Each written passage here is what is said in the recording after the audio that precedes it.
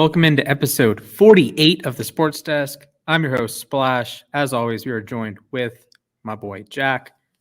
I got the right direction this time. He did it. What a time. That is the only thing right I have done in about 3 weeks. So, jeez, must have been a rough 3 weeks for you. Yeah. I'm wearing a button shirt today. I walked out of my dorm and I'm like, should I button it all the way or should I do the Gardner Minshew look? I decided Gardner Minshew is enough chest hair for all of us, so I decided to chill out. But I am rocking a buttoned shirt. So, those of you that know me in person know I never wear buttoned shirts, but I'm wearing one today. It has I never fish would. on it. I never would. You'd have to pay me too. I'm not even kidding. Ooh, that's a bummer. Well, you know what else is a bummer? What's a bummer? Losing Marlon Humphrey is a bummer. Yeah. I actually forgot about that too. That's like really bad. Yeah, you think? So I broke down some numbers here. In my NFL Top 100 that I made over the summer, and I posted on the app. If you want to go back, I posted it on the app. I wrote articles about it. I wrote 6 of them, and I did 2 videos on this channel. So if you haven't watched them, after you're done watching this, check them out. 2 parts. One was part of the live stream, the hurricane relief live stream, and one was just by itself. So out of that group, the Baltimore Ravens are now the only team to have not 1, not 2, but 3 season-ending injuries. The Titans don't have any season-ending injuries, but they have a ton of knickknacks over the season. The Saints have 1 season-ending injury named Michael Thomas. They've had their bumps and bruises throughout the season, but the Baltimore Ravens have 3 players that are elite, top 100 players. All 3 were All-Pros in 2019 that are gone for the season. Ronnie Stanley is going to miss 16 games. He played week 1, was awful, missed the rest of the season. Marcus Peters tore his ACL 4 days before the season started. He didn't play a game. Marlon Humphrey will miss the last 5 games of the season with a shoulder injury. So when you begin the discussion with injuries, I don't think any team has been affected as much as Baltimore. You can argue New Orleans because they lost their quarterback. That's fair. New Orleans and Tennessee you can throw in there too. And Green Bay, but Green Bay, there's a difference, right? Green Bay has had injuries across the board. That's more manageable than having all the injuries come at a position, right? Losing your top 2 corners is much more impactful than losing your number 1 corner and your number 1 left tackle, for example. The Ravens also lost their left tackle, so whoop-de-dig-em-a-doggone-do. So that's my spiel, and that breaks down. I sent out the push on the app. The Ravens are toast. And there's a couple reasons why I've been leaning this direction. So if you asked me last week, are the Ravens a good team? I probably would have said no. And I would have had a pretty nuanced response to that. You can remove the nuance now. But the issue with Baltimore moving forward is, 1, you have a brutal schedule. They don't play a team below 500 the rest of the way. The worst team, the rest of their schedule is the 6-6 Browns in Cleveland. They also play the 7-5 Bengals, the 9-3 Packers, your 8-4 Rams, and the 6-5-1 Steelers that just beat them. So you look at this and you say, okay, you can still make the playoffs. You're going to lose in the first round. You're going to get mollywopped by some angry team that got underseeded because the Colts or something. But you win 2 of those 5 games, you make the playoffs. NFC, I guess Dallas they look pretty good this year. They might that division might end up with 3 playoff teams, which is just stupid. But regardless, blame the expanded playoff field, I guess. I'll finish up my Baltimore thing. Lamar Jackson's been horrendous, the worst quarterback in the NFL for the last 2 months. The worst active starter in the NFL. Tyrod Taylor's giving him a run for his money, but Lamar's played more than Tyrod. So figure it out. Lamar, he is seeing ghosts. We made jokes about Sam Darnold in 2019 because he had that horrific game against the Patriots. The Dolphins blitzed Lamar so much that Lamar has regressed by about 15 million miles in his ability, even when he's not under pressure. That's the worst part. I can understand performing poorly when you're under pressure. Russell Wilson, Brady, and Lamar have very similar under pressure grades in the last 6 weeks. I get it. It's hard to make throws. You're going to get hit, whatever. I get it. But Lamar has a sub 60 PFF grade when clean since week 6 began. To put that into perspective, that's a little bit better than Zach Wilson has been this season, a little bit better than Lawrence, Big Ben, Baker, guys like that. Lamar is playing like that in a clean pocket.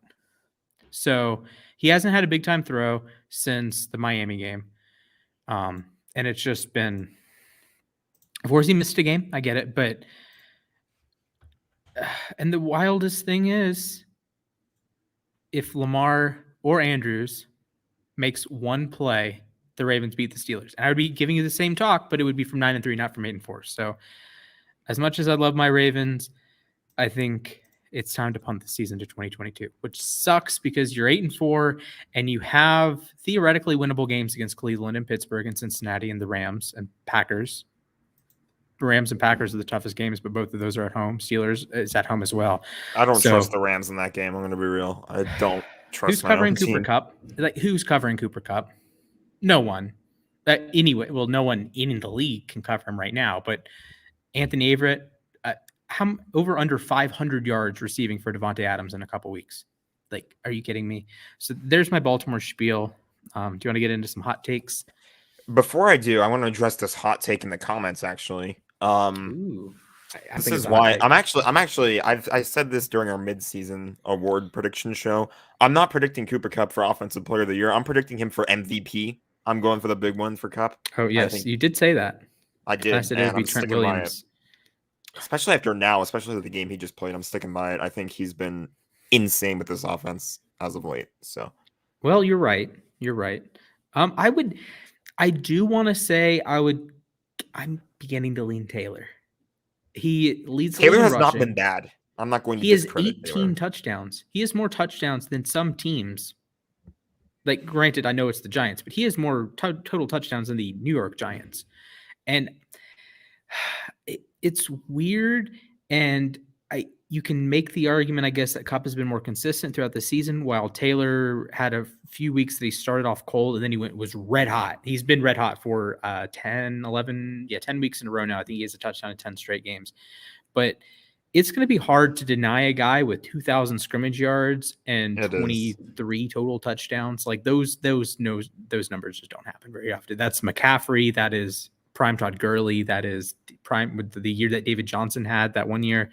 That is, even Derrick Henry didn't get to 23 total touchdowns. So Kupp is having a phenomenal season. I will say if both of them win their respective triple crowns, right? So if Taylor, I don't know where he is in yards per attempt right now, but if he were able to lead the NFL in like yards, touchdowns, and yards per attempt, excluding like Lamar Jackson because volume in quarterback, I think he would get it. But if Kupp leads the league in receiving yards, which he is, receiving touchdowns, which he is, and catches, which he is, he makes a pretty doggone good case. Actually, Jack, before we move on, I have a question for you. There are 3 players in NFL history, or 3 players in the Super Bowl era that have led the NFL in catches, yards, and touchdowns as a wide receiver. Can you name any of them? Well, Kupp would be the 4th. He'd be the 4th. Okay. Yes. In the Super Bowl era. So this is a while back. I'll give you the years. I'll give you the years. 1990, 1992, and 2005. I'm not going to get any of these. Take a stab with any guesses? Comment section. You guys want to take a stab at it? Somebody stump Splash, Austin? or not stump him, but just see if you're as smart as him, because I'm not. I wrote an article about this, so I think I'm pretty well versed in it. But I'll give it I'll give it 20 more seconds waiting for an answer. But yeah, 1990, 1992, 2005. One of the players is in the Hall of Fame for good reason. One of the players should be in the Hall of Fame already, and one of the players should be inducted in the Hall of Fame in the next year or two. So they're all all-time greats. One of them is universally recognized as an all-time great. Cordero Patterson, I wish. Jack, are we voting for the Pro Bowl today? Oh, we should. Yes, I think we should. Because I want to make a guess. Vote for this dude. Yeah, vote for him, 100%. I could be way wrong here. Is one of them Randy Moss? Randy Moss never led the NFL in receiving yards. Okay. I actually stumped Frankie on that one time. He posted a picture. There was a 3x3 box, and it was which one of these guys never led the NFL in receiving yards. And he had both T.O. and Moss, and the other 7 guys were like Brandon Lloyd, Josh Gordon, T.Y. Hilton, guys like that are random one-time leaders. It's like, no, Moss never led the league, and Owens never led the league. They just were consistently over 1,000 yards and consistently had double-digit touchdowns. Chad Johnson is not correct, but one of his contemporaries did. 2005. So do you want the answers? Give us the answers.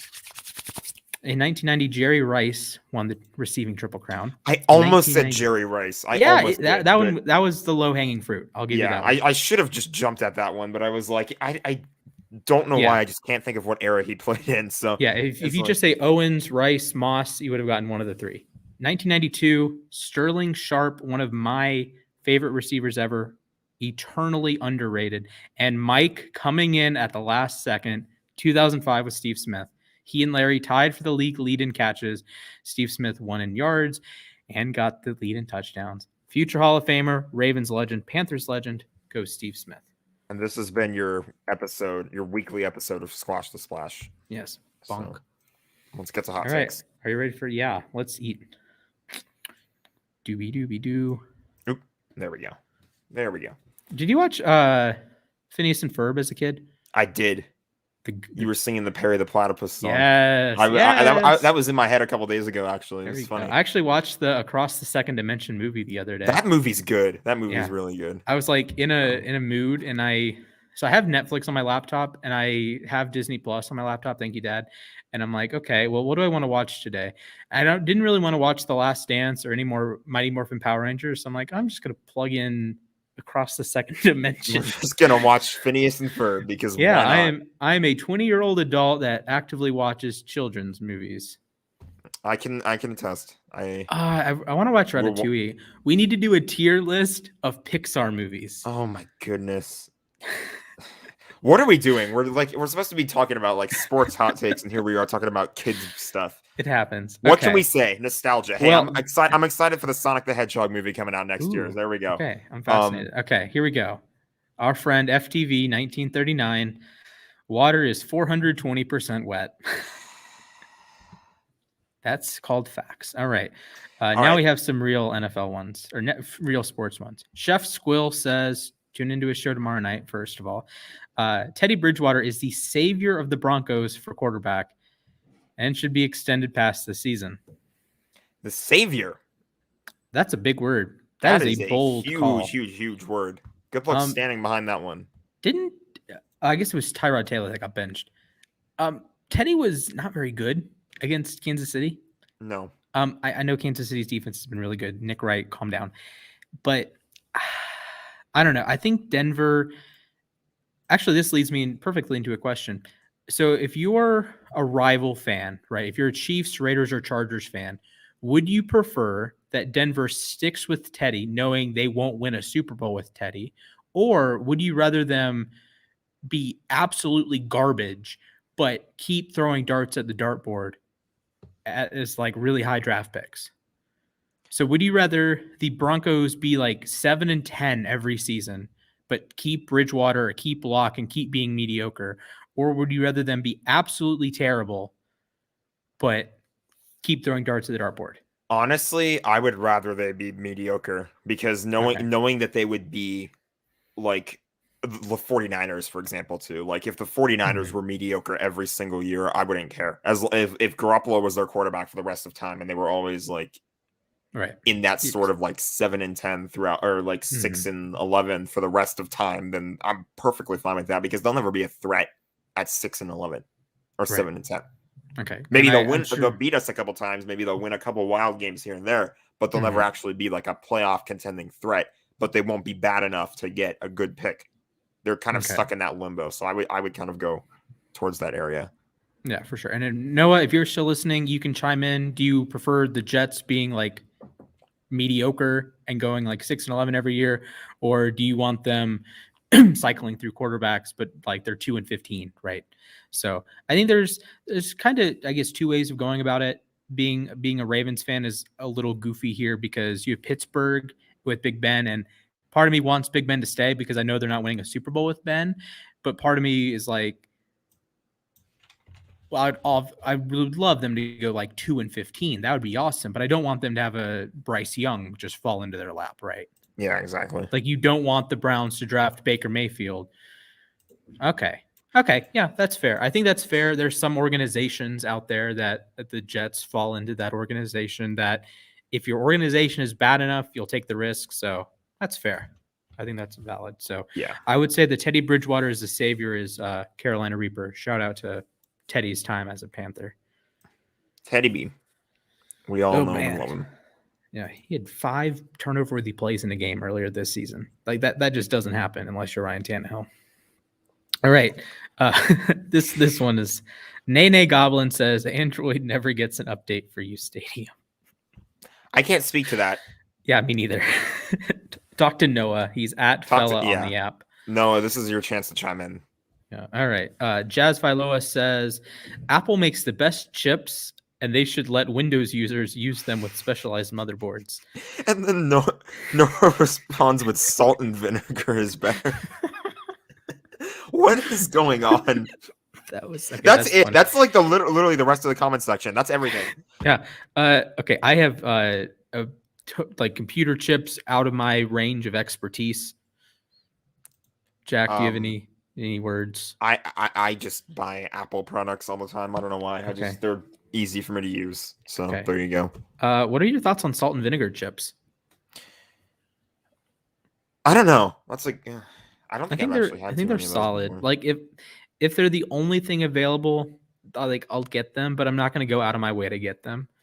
Does that make sense? Yeah, that's fair. So, and he says kettle cooked is the best way to cook chips. I'm actually not opposed to that. It can be a little too crunchy sometimes, but I don't know. I don't hate it.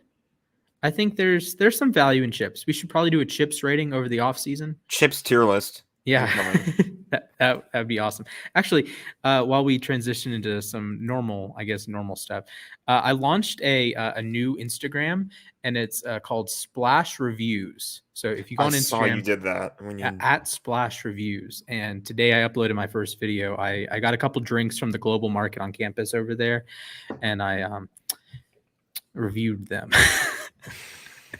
I wanted to. I can only imagine where that went. Yeah. So I think I'll be getting the Mr. Beast burger on Thursday. Oh goodness. So I'm going to be spending a lot of money. Are you going to get the Geico ice cream that they're doing? Ooh, I haven't seen that. I might have to try it. That sounds like something you should try on that page. I'm down. Splash Reviews. If I die, then I can't get negative views. That's true. Yeah. So the big brain. All right. Ladies and gentlemen, we had a goofy week of NFL action this week. Week 13. Unlucky number 13 for the Vikings. Unlucky number 13 for the Ravens. Lucky number 13 for the Detroit Lions. I'm really happy for my dad. He had a great week. He's a Michigan fan. They won their first Big Ten title since 2004. He's a Lions fan. They won their first game in about a year. So shout out to my dad. You should buy Orange Bowl tickets. Shout outs to I'm going to give the obvious shout outs to former Rams QB Jared Goff and former Rams wide receiver Josh Reynolds. I actually don't know how well Josh Reynolds did in that game, but I know Goff, I never see him lead game-winning drives. He had 3 big-time throws. And he killed it in that one. He absolutely killed it. And I was just talking too about like how it was such like a typical Goff thing for him to do. Mm-hmm. Right before that game-winning drive, they went for it on 4th down and he fumbled.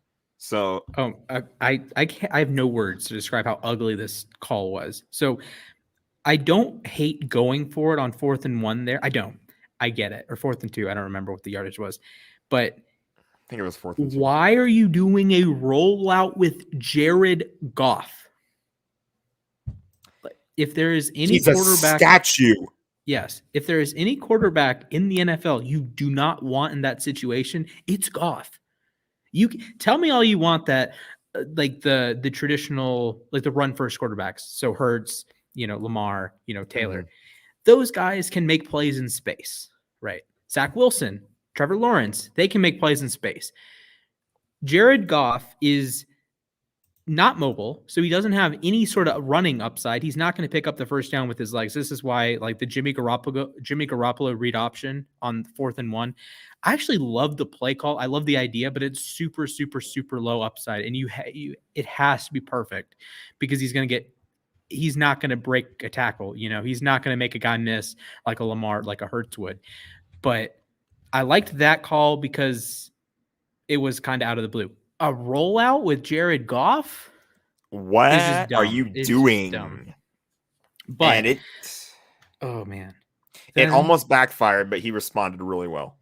Then the Vikings one-upped them. How do you run prevent defense in the end zone on the last play of the game? Like, it's one thing, like Greg Williams, former Jets DC, blitzed, ran cover 0 in a Hail Mary scenario. Okay, that's off the wall, but I kind of get what you're going for. You want the ball out quickly. That's what I don't remember the game, but yesterday, New England, they blitzed on 4th and 14 get the ball out of Allen's. Okay, cool. You forced Allen to make a pinpoint throw immediately, right? You don't let him sit and let Diggs like get open. So I get where you're coming from, but for like Greg Williams scenario or the Bill Belichick scenario yesterday. Yeah, I was literally thinking cover 0, the Jets. Yeah, but bro, prevent from the 25. Amon-Ra St. Brown was not touched, and he ran like 25-yard curl route. How do you let that happen? Like, there's a lot of bad losses in the NFL. I was just a part of a super heartbreaking one that we'll get into more, but how do you let that? Why Mike Zimmer should have been fired yesterday. That is an indefensible decision. It's one thing if you get burned. It's one thing if you let a guy get in behind you because you're trying. The Vikings did not try on the last play. It's really hard to question a team's. They didn't try. They just straight up did not try. I know what it's like. You muted yourself in that, but yeah, I know what it's like. So. Yeah, there's a plane going over the head, so makes sense. Yeah, Vikings. Double thumbs down. Double thumbs down. At least like the other heartbreaking losses of the week, say Baltimore, you had a shot to win the game, and I've justified the decision. The decision to go for it was good. The play call was actually really good too. You just maybe not against Pittsburgh because you let TJ Watt run unblocked, but it happens. It happens. If Lamar makes a 2% better throw or Andrews catches the ball 21-20, the Ravens are 9-3. So that's what game do you want to talk about there, Jack? It was pretty rough in Ravenland. I know I can tell you're trying to not talk about it. Yeah, I guess it's sad. You can talk about your Rams. Talk about the Rams. Yeah, I was gonna say. They did unspeakable things to the Jacksonville Jaguars. We witnessed murder in SoFi Stadium last Sunday. I'm not gonna brag about it because you have the Cardinals coming up. Yeah, the Cardinals are coming up. I will say I like what they did. They threw a little wrinkle into their offense because Darrell Henderson was banged up, so Sony Michel was the lead back in that game. Yeah, Darrell Henderson got me a big fat 0 for my fantasy team. I think he did for mine too, honestly. Great. I might still have him in the lineup, honestly. I don't even remember. He was active, right? He was active. Okay. I don't think he played a single snap though. I think it was he had a nice goose egg. I accidentally left in Hurts in one of my lineups, so like I get that goose egg, but Henderson, that was rough. Yeah. Hopefully you didn't start Mac Jones yesterday. I want to say I think it was one of the funniest things. Like, it made me audibly laugh at how I saw like they had 6 offensive linemen and like 2 or 3 tight ends out there blocking for Michel on some of these runs, and that's interesting. If you're Arizona, you're probably going to rethink this game a little bit too. If the Rams are going to go with this downhill running style, is what people were saying it was called. Right. The run game aside, by the way, this was a nice run game for us because I'm so used to Darrell Henderson being the lead back. Sony Michel was our first running back all season long to have a 100-yard rushing game. Finally. I don't think we've had one. Lamar's gotten 100 twice, but yeah, we haven't had a 100-yard rusher in a long by a long time. I mean, J.K. Dobbins at 160 against the Bengals. I miss freaking. This is such a sad year to be a Ravens fan. To be fair, I think the standard for us was set pretty high because we just had Todd Gurley, and then he left. Peak Todd Gurley would get you 100 yards every game, and right. For sure, Cam Akers might do that next year, but yeah, it's going to be tough. Miss Akers, Miss Dobbins. Yeah, it's a shame. I wanted either of those guys in the draft, so I was happy with Akers though. Passing game wise, I'm happy with the fact that OBJ, Van Jefferson, and Cooper Kupp all got touchdowns. Oh, the self-revive celebration was hilarious. Yeah, that was good. That should win the Bud Light silly thing that they do every week. I think Cincinnati had a really good one. They got curb stomped though, so what are your feelings on celebrating when losing? If it's your first touchdown, fine.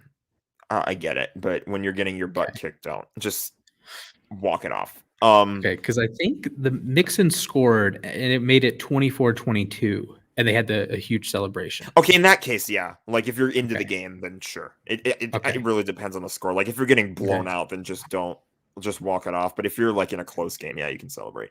So Jags were not celebrating much on Sunday. Let's just put it that way. Last thing I'll mention here, though, it was really good to see Stafford kind of find his rhythm in the passing game again, especially with Cooper Kupp. I think it's great to get them connecting a little bit.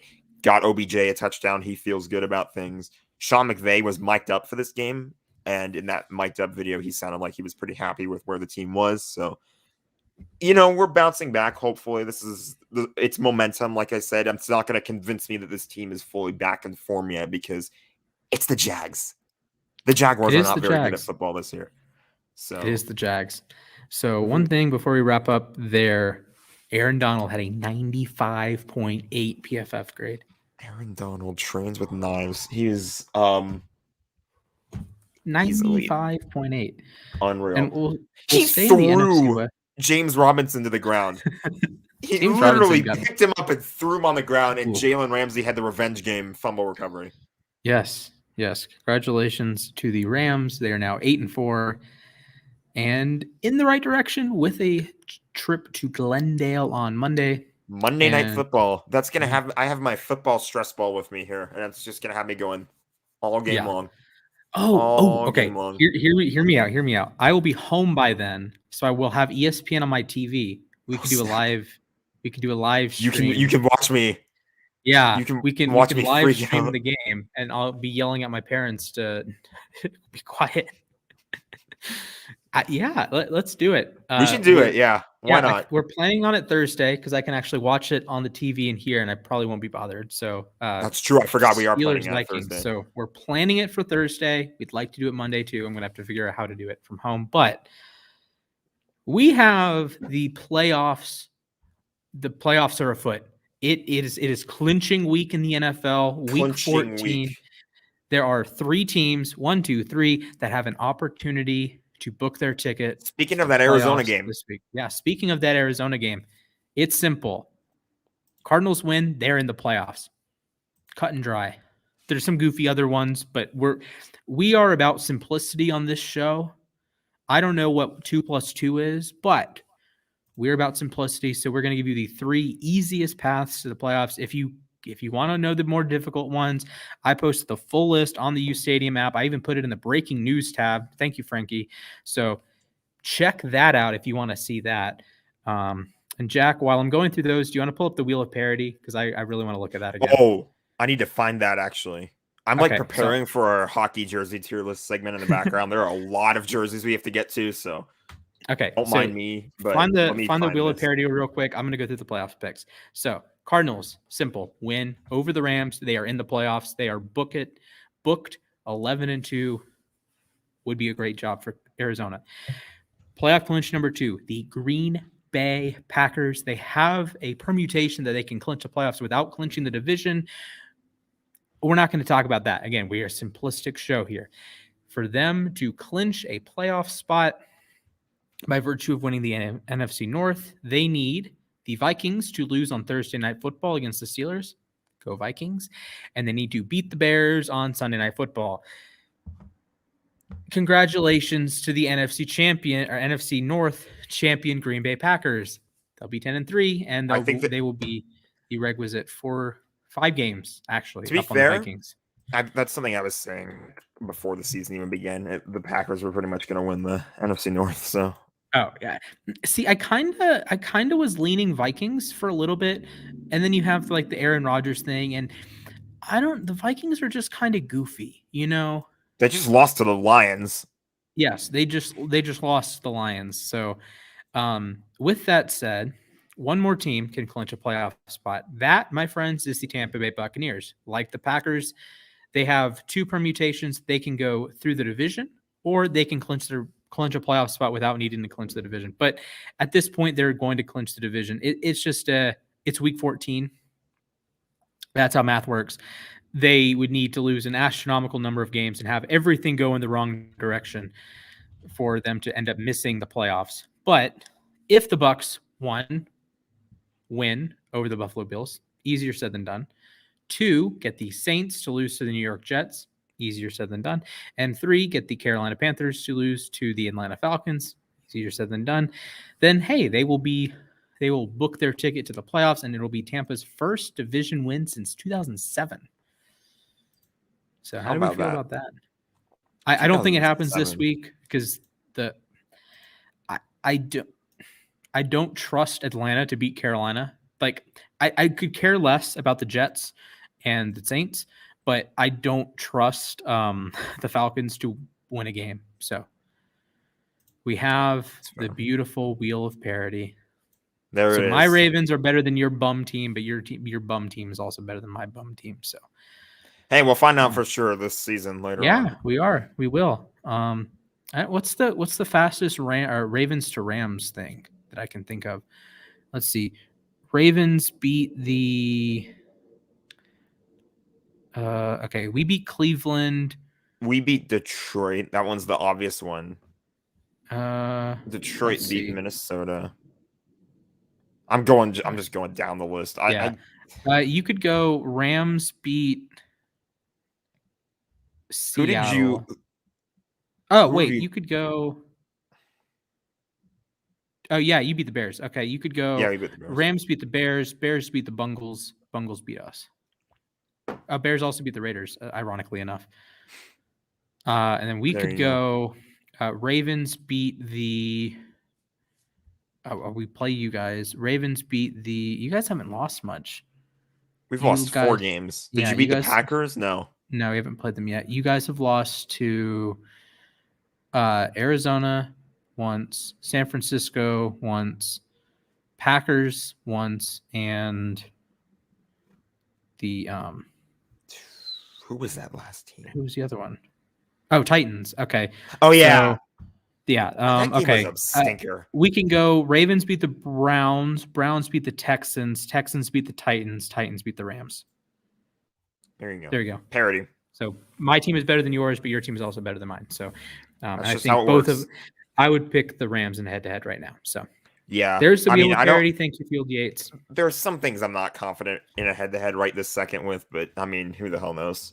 The Ravens seem really banged up as of late too. So it just sucks because you push you're punting to 2022 and you're asking yourself, can you be healthy for a full season? And I don't know the answer to that question. And do I trust Lamar Jackson to be good right now?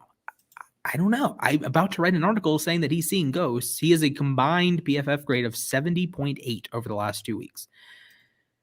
That is just putrid on all levels. Individual players get more than 70 in a week. Lamar had a 35.3 against Cleveland, 35.5 against Pittsburgh. So I will say that having Lamar Jackson is one of the ultimate trump cards in the NFL. It's kind of like the Chiefs with Mahomes, that Mahomes isn't necessarily playing very well. He had another poor grade game against Denver, but at the end of the day, you have number 15 back there and we have number 8 back there, and we're one play away from being 9-3. So it happens. So what game do you want to hop into next? Should we talk about last night? and Oh how my crazy goodness. that was. Let me Oh let my me set the goodness. stage for you. It looks like it's snowing like crazy. I'm gonna get the full screen here. It's snowing like crazy in Buffalo. And then I thought there was gonna be more of a snow factor to this game. It was mostly just wind. And then we realized it's pretty much just gonna be football weather, a winter game in Buffalo. And the opening kick goes into the stands.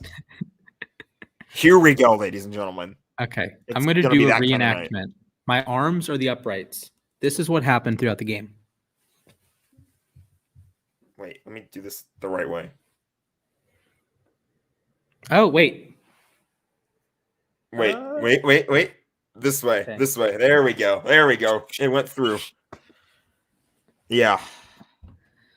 There were some goofy, I was exaggerating a little bit, but it was legitimately like this the entire game. Like, I had a buddy that actually went to the game. He's a Bills fan. Boy. So he sat in the cold, 25 degrees, ridiculous wind, in an end zone seat. So he only got to see about half the game. And his team folded in front of him twice in a row. Ouch. So shout out to Jacob.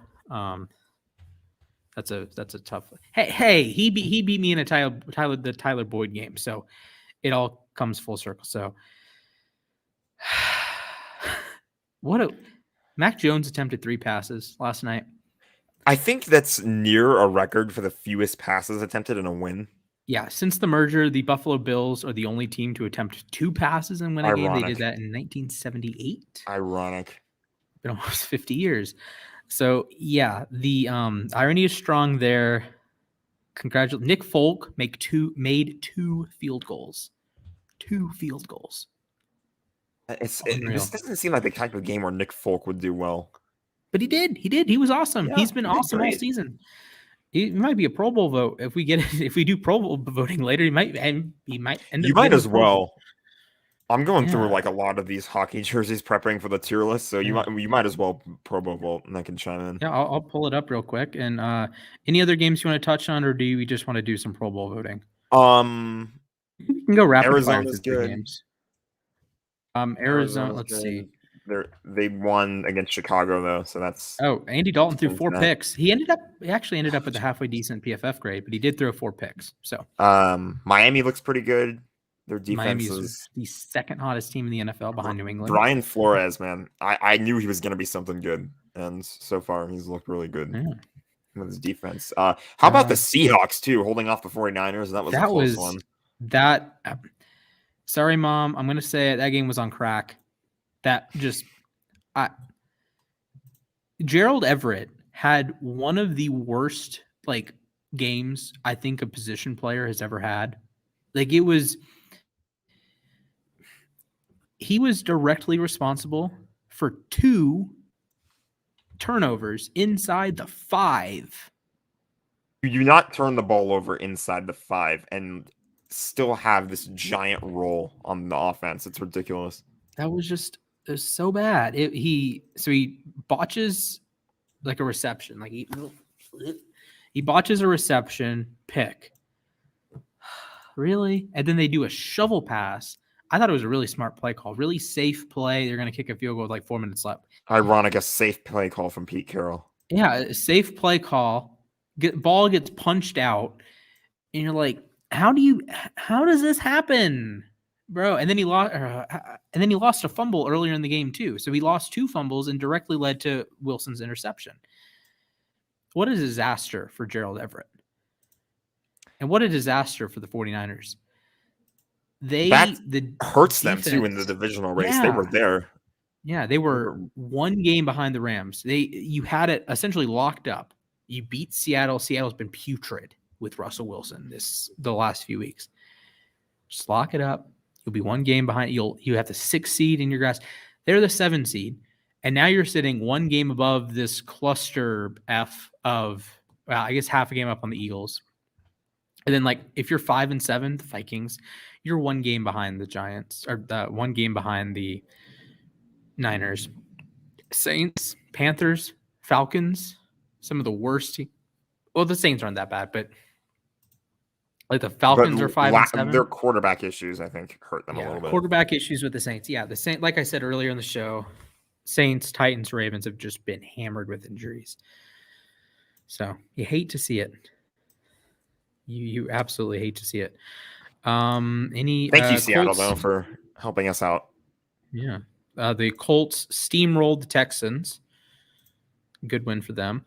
Cincinnati. About as expected. Chargers, Bengals was goofy. Chargers score the first 24 points. Bengals say, okay, hold my beer. They score the next 22. The Chargers looked like the Chargers. Yes. And then they suddenly unchargered themselves. Yeah. So there were 3 different runs in that game of 17 points in a row by a team. 24 in a row for the Chargers, then 22 for the Bengals, and 17 for the Chargers.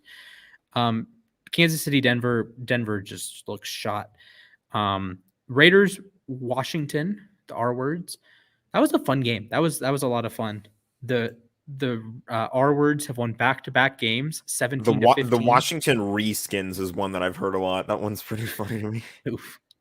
I like the Washington Redskin potatoes. That one's funny too. I also like. They'll have a real name next year. Don't worry. Yes, I like the Redacteds. I like calling the Cleveland the Redacteds, though. I do like calling them the R words. So congratulations, R words. They are 6-6 in a playoff spot. They're the 6th seed. Satan has that 6-6 record with the 6th seed. So congratulations.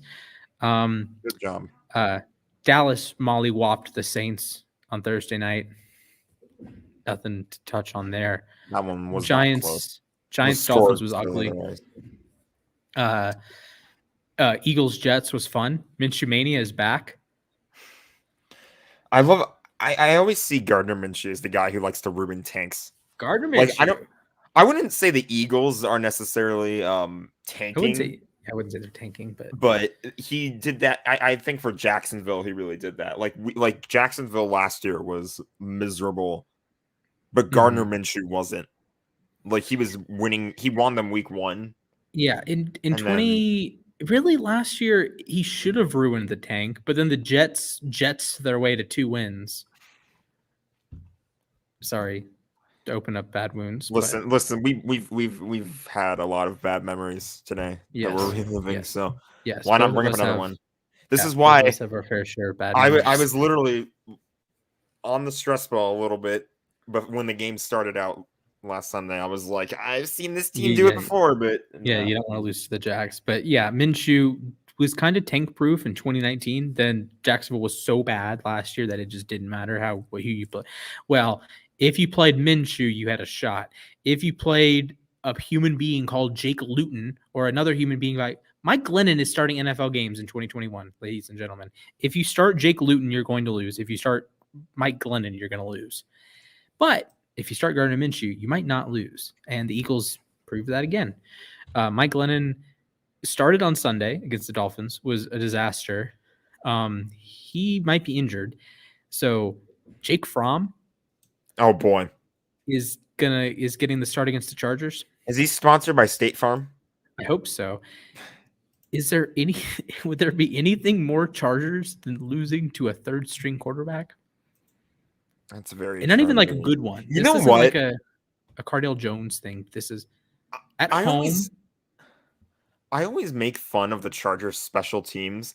Outside of kicking, our special teams this year has been atrocious.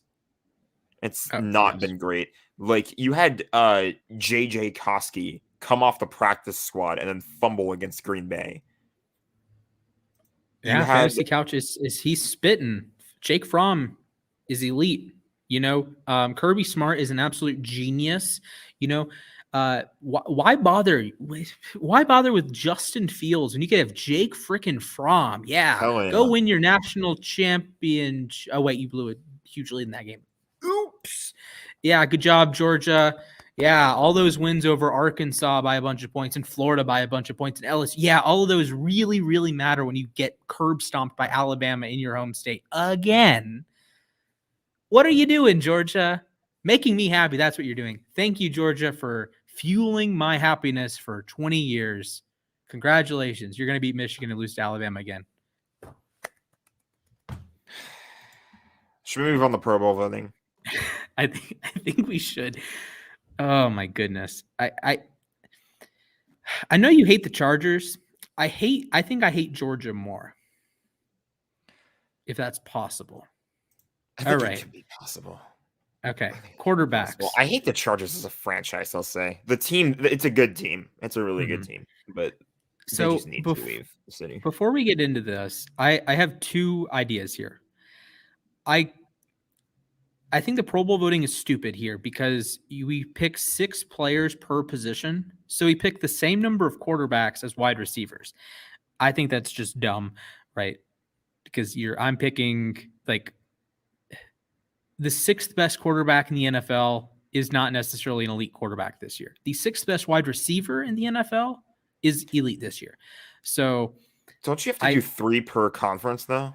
Nope, you can do it however many you want. You can do however you want. Okay. Yeah, so you could pick Stafford. You could pick Brady, Stafford, Cousins, Rodgers, Goff, and Hurts if you want. But I'm going to propose that I choose the AFC players and you choose the NFC players, and we can discuss if we have difference of opinions. So, like, for example, if I choose Lamar Jackson and you call me an idiot, then that's actually a correct opinion there. So, I guess the challenge for me then, I'm going to try to pick one Lions player. Freaking Frank Ragnow. If Ragnow was healthy, he would definitely be my pick. I would force you to pick Frank Ragnow, but he's not. So we will get to that bridge when we get to that bridge. So my 3 AFC quarterbacks are Joe Burrow, Jay Breezy, Josh Allen. You could hear the pain in his voice when you picked Joe Burrow. You think? And Lamar no, I'm kidding. Oh my goodness. It gets bad real quick. Oh boy. Other than Kyler. Everyone else is bad here. Lamar you scrolled down and it went from Jared Goff to Zach Wilson to Cam Newton at the bottom. I'm going to go Carson Wentz. Those are my 3 AFC quarterbacks. Respect to Derek Carr, respect to Justin Herbert. You just haven't been effective at all, or if you haven't been consistent at all. So Wentz, Burrow, and Jay Breezy. Okay. Hit me with yours, Jack. First one's going to be big name. I'm going to go Aaron Rodgers for this one. Aaron. Okay. Aaron. Second one, we're going to go Kyler Murray. I think Kyler Murray has pretty much deserved it. I agree. Now you third have guy, I think decision. You have a tough call, here. But I think I'm going to go Dak. Stafford. Where did you go, Dak? I'm going to go Dak. Okay, yeah, it's really tough. Brady's had an awesome year. Brady's honorable mention. Stafford honorable mention. I think Stafford's been a little bit off as of late, but I think he got his passing game back, so we'll see if he continues that. But I think that he'll get an honorable mention, but we got to give it to Dak. Dak's on a roll. All right, let's go to the running back. And I will say that this is kind of – I don't like how we're doing it. Like, I don't like how you just pick 6 guys in general because, say, like, NFC wide receivers are going to be overwhelming. So Jack has a really tough task here, picking 3 out of Cooper Kupp, Justin Jefferson, Devontae Adams, Deebo Samuel, right? And I have to pick 3 out of, like, who's the best AFC receiver? It's Hill and, like, Chase and Deontay Johnson. Is that Michael? We got to be bold here. I think we got to have some bold picks. Oh, we got to be bold. Okay. So I'm going to pick my bold so I have 2 right off the bat. Jonathan Taylor, Joe Mixon. Those aren't bold. Those are not bold, no. What might be a tiny bit more bolder? I think bolder. If you do not pick Cordero Patterson, I will kick you off the show. Just saying. Devontae Freeman is my selection. I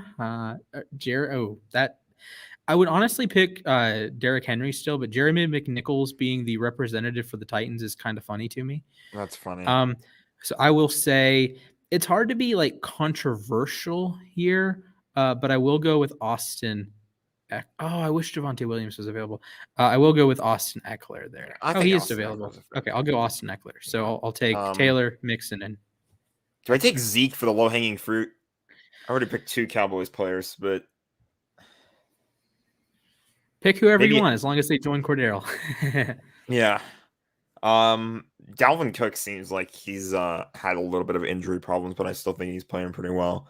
I'm gonna go Leonard Fournette actually. Okay, Leonard Leonard. Fournette looks You good got this year. Pro He looks Bowl Lenny. really good. Pro Bowl Lenny. We could Okay, be 2 seeing more. it. Let's see. Love for James Conner and his 12 touchdowns. His 12 touchdowns. Yes, he's One of had. the Yeah, Packers. yeah. So Connor. Oh, this is so tough. Are we going This is Scordero? so tough. Are we going Scordero? Listen. Choose I your like words carefully. I like the Packers running backs really well. I think both of them have been playing fantastic. Mm-hmm.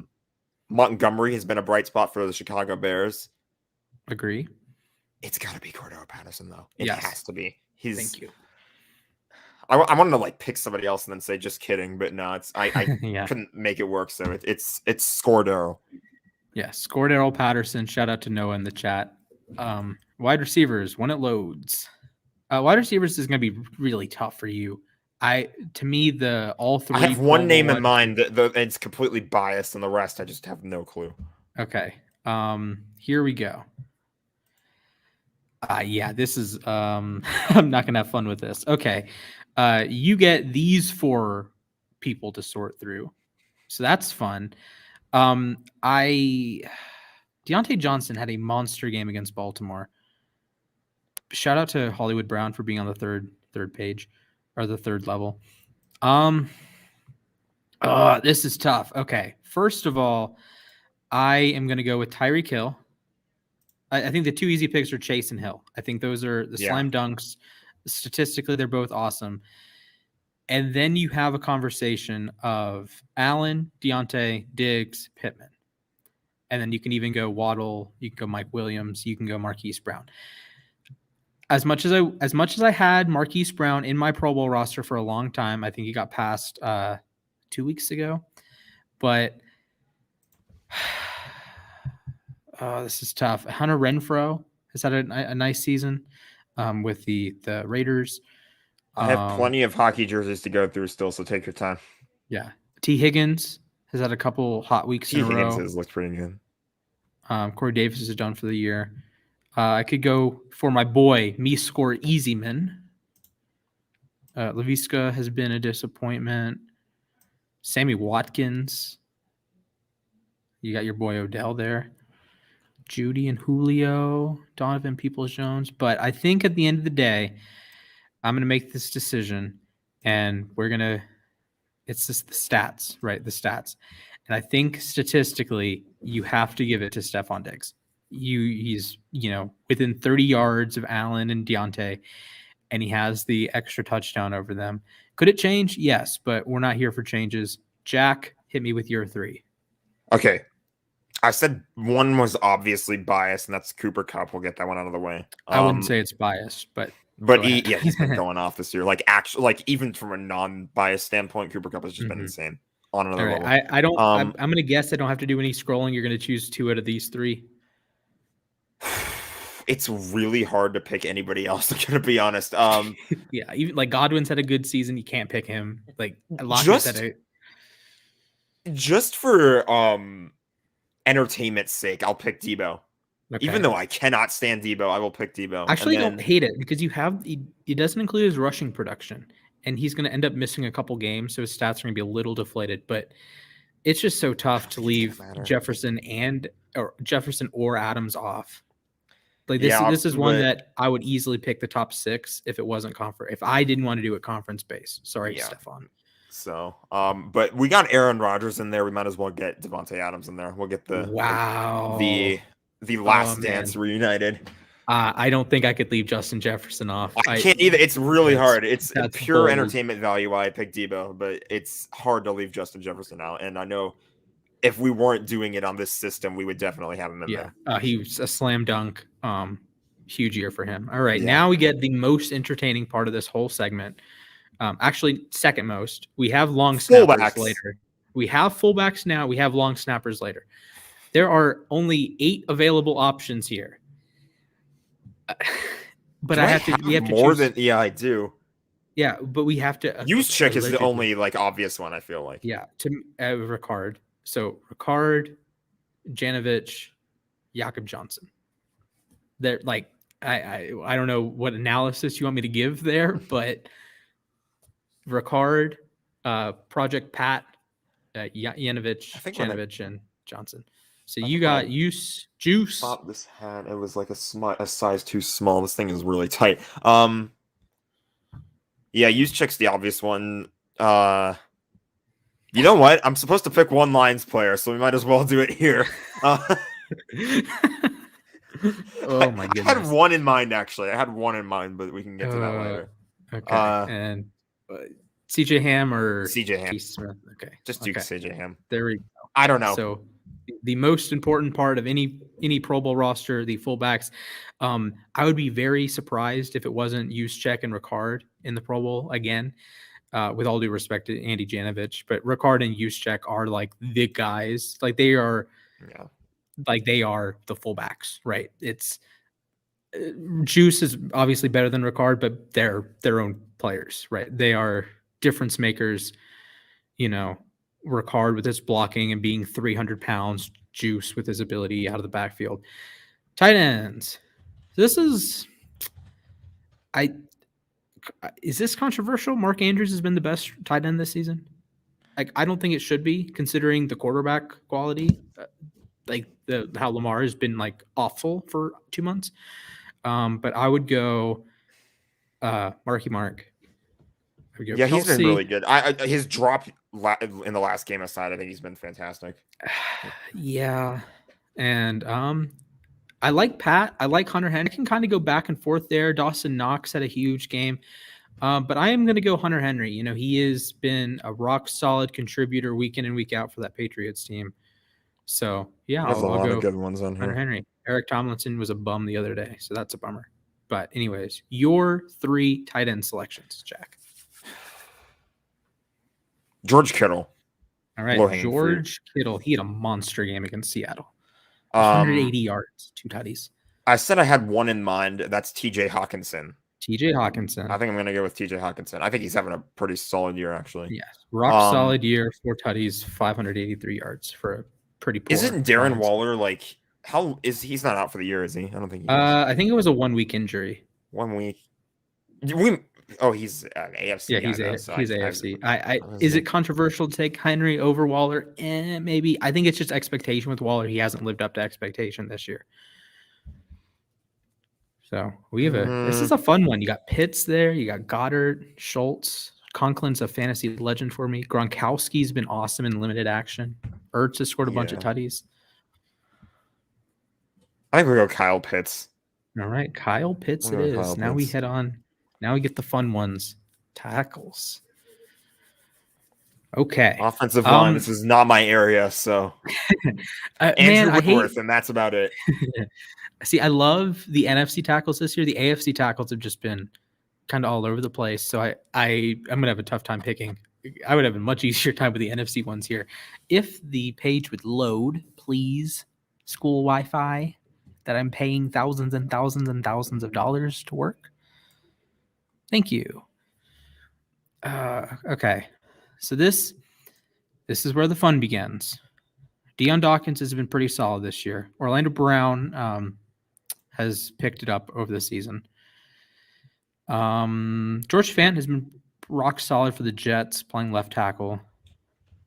Lawan had some big weeks early. He's missed some time too. Makari is going to miss time now. He'd been pretty solid at right.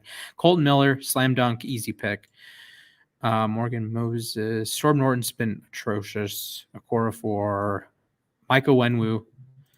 I know he's played a lot of guard, but I think it warrants itself. His selection warrants itself regardless of position. Reef, Cam Robinson, Slate, and Rashawn Slater.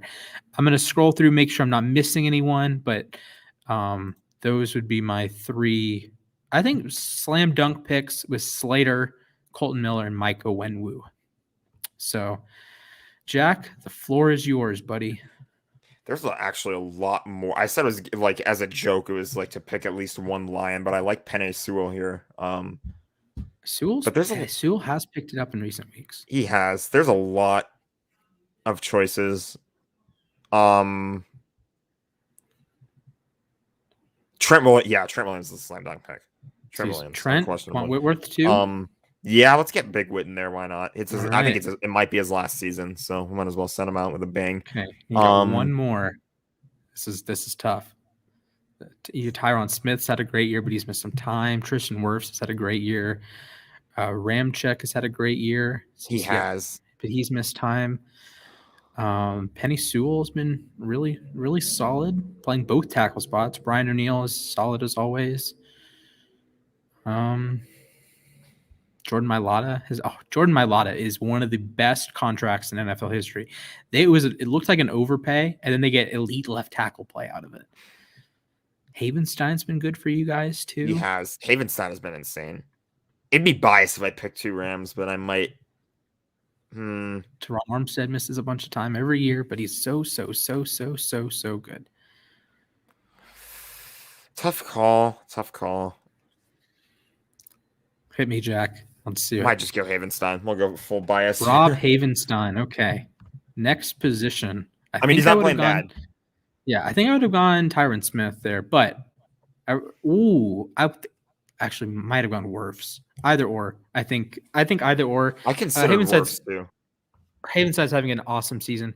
It is goofy that you end up picking more left tackles than right tackles in almost every situation. Like I picked like a Wenwu plays right tackle, but my other 2 picks, Miller and Slater, both play left, and you had 2 out of your 3 that play left. So guard. This one's very easy. Joel Bitonio has been the best left guard in football. Hasn't been close. And then after that, that's when it gets tough. Glowinski's been picking it up in recent weeks. He's been really solid. Matt Filer, I think he'll be my second pick. He has had a great season with the Chargers. And now we have the Dolphins players who've been pretty poor. Shaq Mason, I think, will be my third pick. I'm gonna do my due diligence. Quentin Nelson has had his ups and downs. Quinn Miners had an unbelievable block the other day.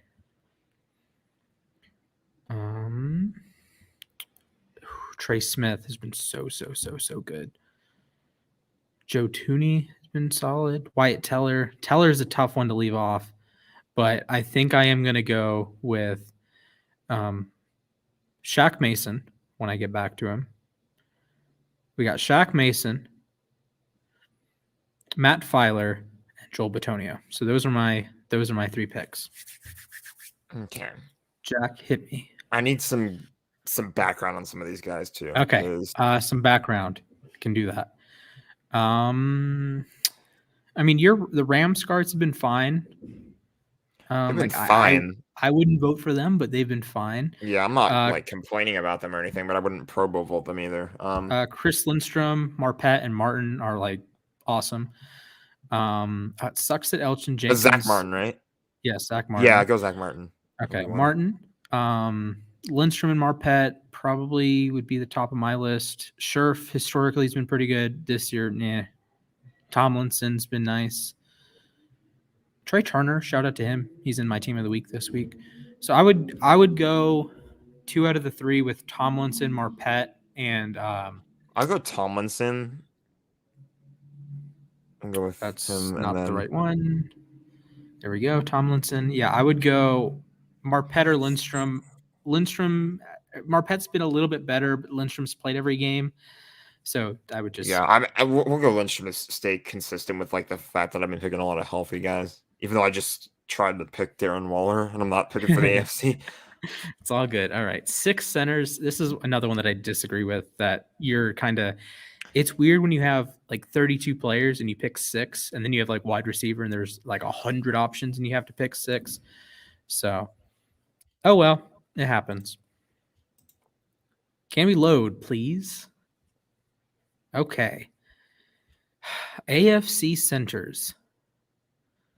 I think this is a much easier operation. David Andrews has been really nice. Creed Humphrey has been the best center in the NFL this season. And Corey Linsley. Yeah, me too, buddy. Me too. And Corey Linsley. I think that's as cut and dry as my picks. JC Tretter's been pretty solid.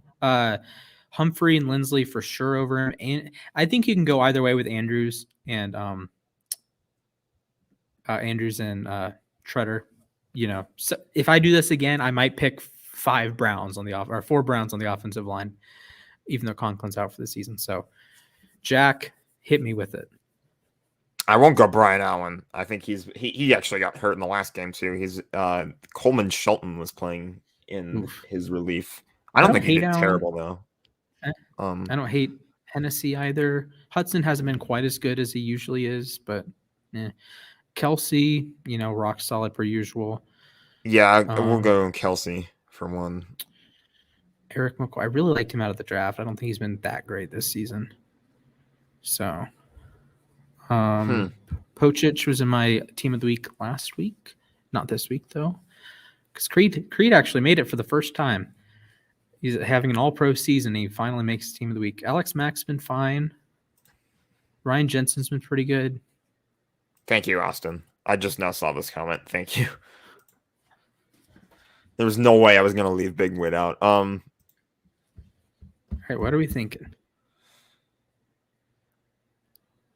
Jensen for one. I think he's been okay. All right. I think he said you get okay. one more. Hudson, Mack, McCoy, Hennessy. Hudson, yeah. Never stop. Never stop. All right, get some AFC West flavor. There's a lot of Cardinals picks in here. Yes. All right. This is perhaps the biggest nitpick I can have with this. Why do you classify defensive ends and outside linebackers separately?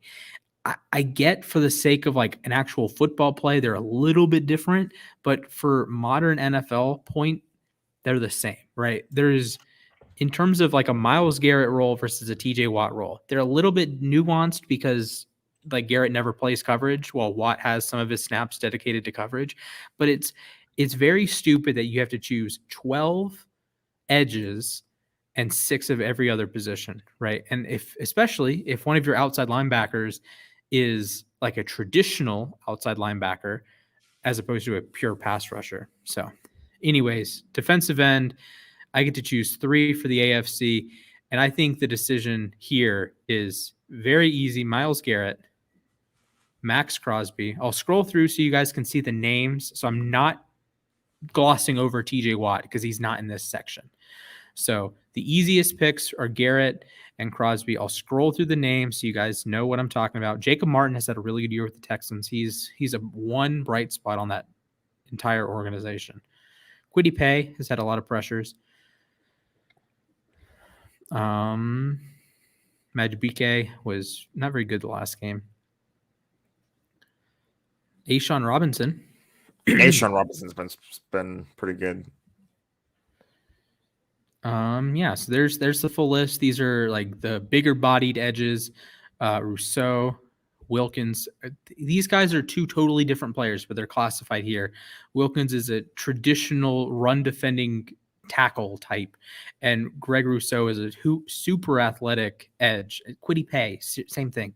Jadeveon Clowney and Christian Wilkins are not the same player, but they're grouped here together, which is really stupid. But that's beside the point. Al-Quadin Muhammad had a really nice game the other day, but my final selections, we got Garrett, we have Max Crosby, who has a obscene number of pressures, and Trey Hendrickson, 8 straight games with a sack. Shout out to John Franklin Myers as well, and Ogba. All right. Yeah. Jack, hit me Myers with your 3. Been having a pretty good and I year. will say, Jonathan Grenard, he and Jacob Martin have been the lone bright spots on that Texans squad. I'm going to go Nick Bosa to start things out. I think Bosa. Nick Bosa's had a really solid year again. Some more NFC West flair. Let's see. Scroll down for me. Okay. Can do that. I think Burns has had a nice season. Davenport's been fine. Sweat's been okay. Darrell Taylor's an interesting one. Cam Jordan, it's always good against the run too. Armstead's been solid. Rasheem Green had that nice scoop in the kick 2 the other night. The kick 2. Yes. Jeez. I love a good kick 2. DJ Wanham. Barnett, Nichols. Rams legend, Michael Brock. Ravens legend, Michael Brockers.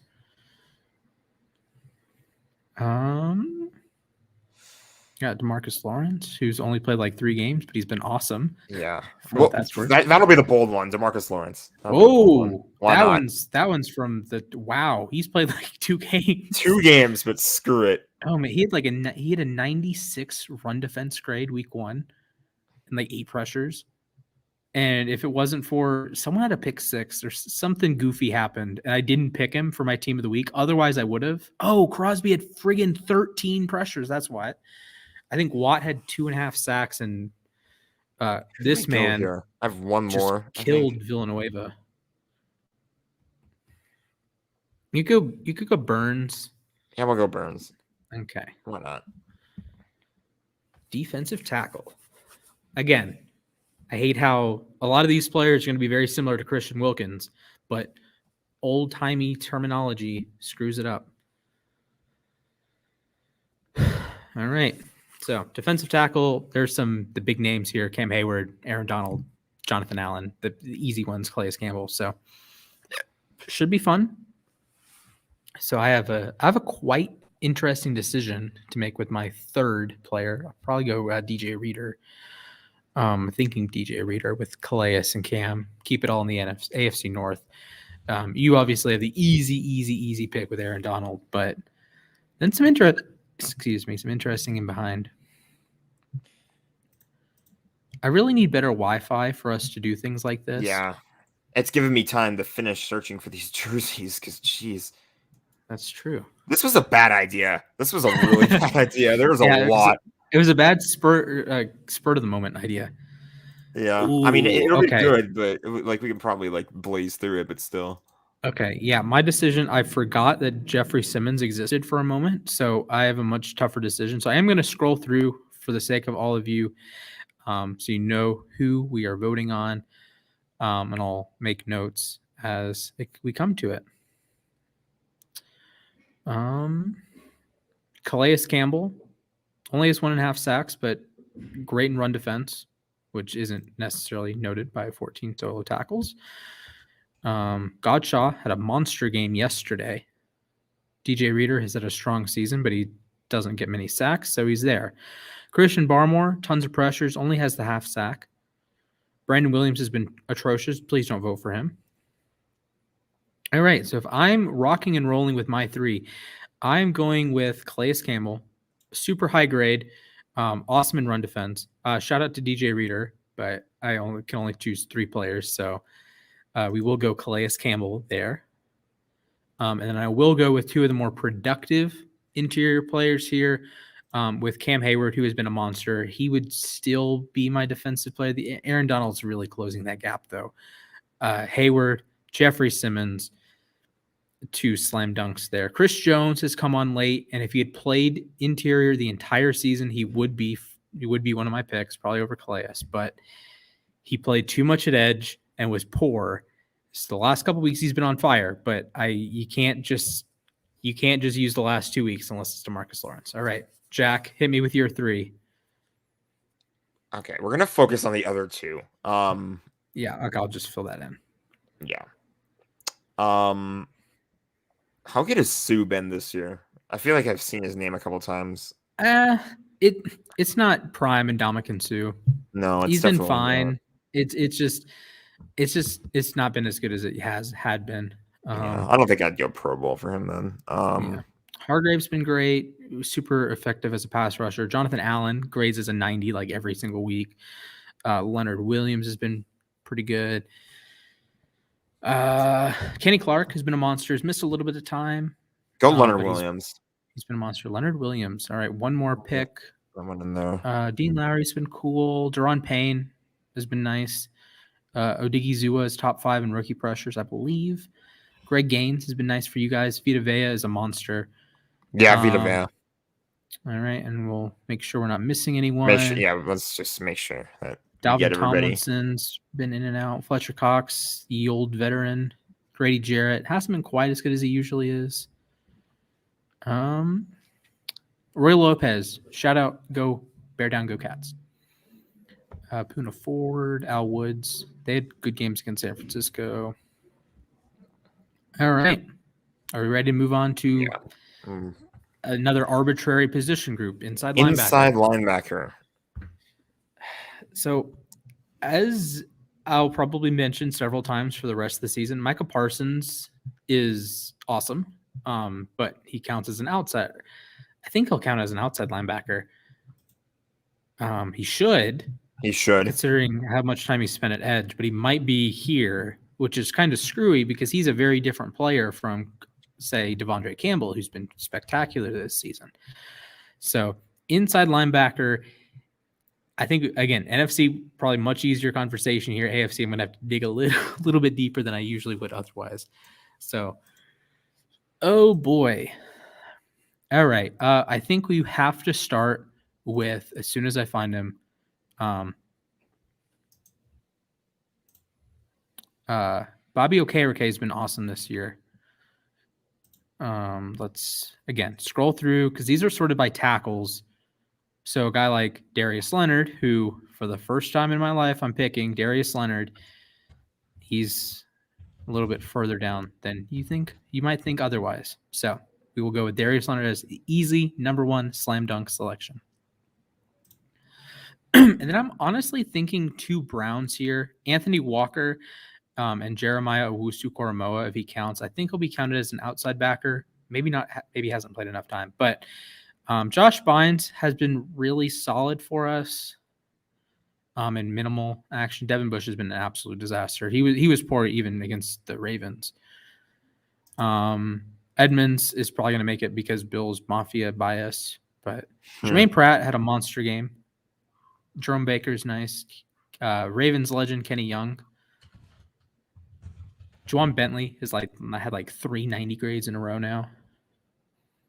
Nick Bolton, my defensive rookie of the year pick, did not age well, but hey, it happens. Patrick Queen's kind of figured out how to play football, maybe. I don't know. Logan Wilson's been nice. Some interceptions there too. But I'm going to double up with Colts, go get Bobby Okereke. And we will finish it off with some AFC North propaganda with Logan Wilson. All right, Jack, hit me with your three. Probably I just saw his name, Micah Parsons. We're definitely gonna Micah go with him. Parsons, yes, correct. Cannot leave him out of there. I think Eric Kendricks has been okay this year. Eric Kendricks has been rock solid there for Minnesota. A little bit of a disappointing year for the Vikings as a whole, but Kendricks is not the reason why. We'll go Kendricks there. And now you have a brutal decision because there are Roquan's been nice. Wagner was nice. Devondre Campbell is, to me, the best linebacker in the NFL this season. Alua Kuhn is my guy. Devin White, people love him. Hicks, Singleton, tackle machines. I'm going to go Roquan, I think. Demario Davis. Oh, that's so tough because there's like it's so hard. There's like 7 linebackers that are really, really, really good. And like, if I was choosing the NFC, I might choose Wagner, Campbell, and Warner, or Wagner, Campbell, and Davis, right? So we would have we might have totally different picks. It just really depends on the day. I would have picked Campbell, though. Love me some Devondre. He's been awesome this year. Outside linebacker. So a lot of these are going to be edge players. So if you're seeing Jamal Adams here, he's going to be a strong safety. Unfortunately. Yeah. He doesn't have a sack yet, though, which is weird, but he has a couple interceptions. He has picks. 2 of them, right? I believe so. Wow, what a legend. This is really dragging on because my laptop is so slow. All right, AFC, this is pretty straightforward. TJ Watt, bang. Matt Judon, bang. And I'll scroll through the names. Odafe Owe, I really want to, but I want to keep this like as an honest assessment of these players as opposed to a biased assessment of these players because Owe has been a game changer. Jeremiah Owusu-Koramoah, he is the reason why I don't like this designation because he and Matt Milano, for example, and Holcomb and Van Der Esch, these guys are lumped in with pure pass rushers. Like, as a player, JOK has been unreal this season, but he's in the same group as Bradley Chubb. They are totally different players. I will go JOK. If I was just choosing edges, Then Owe might get in there. Bosa might get in there. Jalen Phillips might get in there too. So Harold Landry, he's a ton of pressures. Doesn't have a great grade, but Watt, Judon, and Jeremiah Owusu Koromoa. Jack, hit me with your 3. Okay. We're talking outside linebacker. Chandler Jones. Chandler Jones. Gotta go Chandler Jones. He's had a pretty strong presence this season. I think he had 5 sacks week 1. Yes, 5 sacks week 1. I don't think he's had quite as good a game as that the rest of this year, but he's still been fantastic, I think. Mm-hmm. He did make my team of the week a couple weeks ago. Robert Quinn looks good. Leonard Floyd looks good. Shaq Barrett.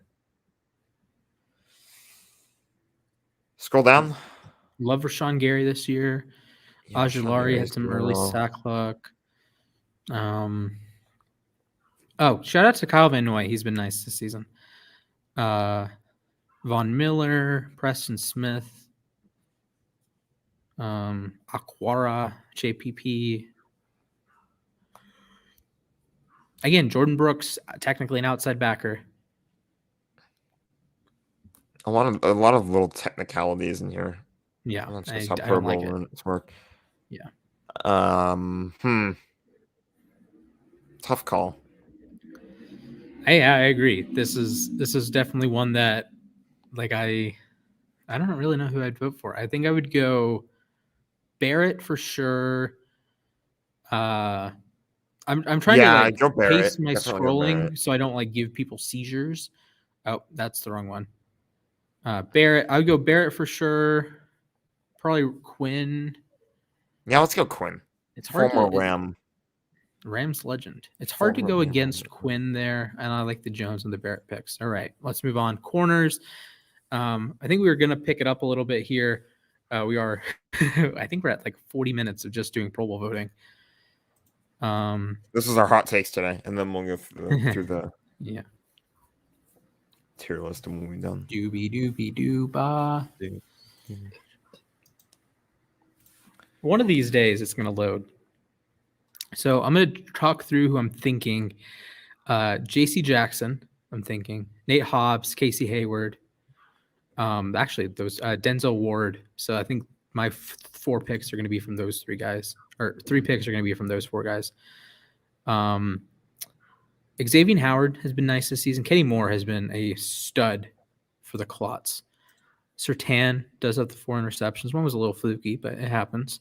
Denzel Ward, like I mentioned. I think I'll make it simple. I'm going to go Jackson, Ward, and Hobbs when I find Hobbs. Averett, Awuzie has been nice. This hat is making me lose blood pressure. I got to take it off. Oof. Been there before. That's why I try to get looser hats. Yeah. All-Pro Marlowe, not an All-Pro this season. It's just not doing it for me. No. It's a nice hat, though. Yes. Xavier Rhodes, Stokes, Charvarius Ward. AJ Terrell has had a monster season for the Falcons. He only has the 1 interception, which sucks because he's so far down. And if you're just picking interceptions, you're going to take Diggs over Terrell, which is just stupid. Like, AJ Terrell has been miles better. We have Jets legend Michael Carter II. Shout out to Dante Dion for making a hell of an interception against the Texans that did not count. Oh, bummer. He leaped up and grabbed it it was the most extended I've ever seen anyone's arms, and he just barely got his feet in bounds. But there was a penalty for holding or something. Is there no Nate Hobbs? You didn't see Nate Hobbs, did you? No, because there's Hayward. Are you serious right now? There's no Nate Hobbs? Or did I just skip over him? There he is. My boy, Nate Hobbs. Congratulations. Against right next to Marlowe. All right, your 3 picks. I would imagine that Jalen Ramsey is a pretty easy one. Yeah, unquestionably Jalen Ramsey. We'll go Trayvon Diggs. I think that he's a big enough name for the Pro Bowl, so we're going to go Trayvon Diggs based on name. And the 9 picks are definitely impressive, but he has a lot of yards too. But I don't think he's played bad or anything. This is a tough one. Bradbury's been nice. Slay's been a big play machine. AJ Terrell, like I mentioned, has been awesome.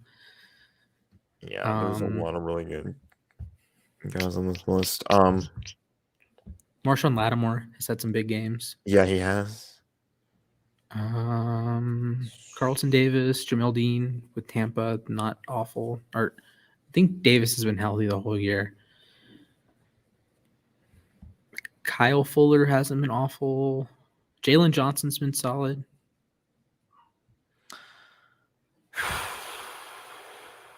AFC North group chat legend Steven Nelson. My boy. Why am I AJ forgetting Terrell. his name? Who's the one guy that was near the top? I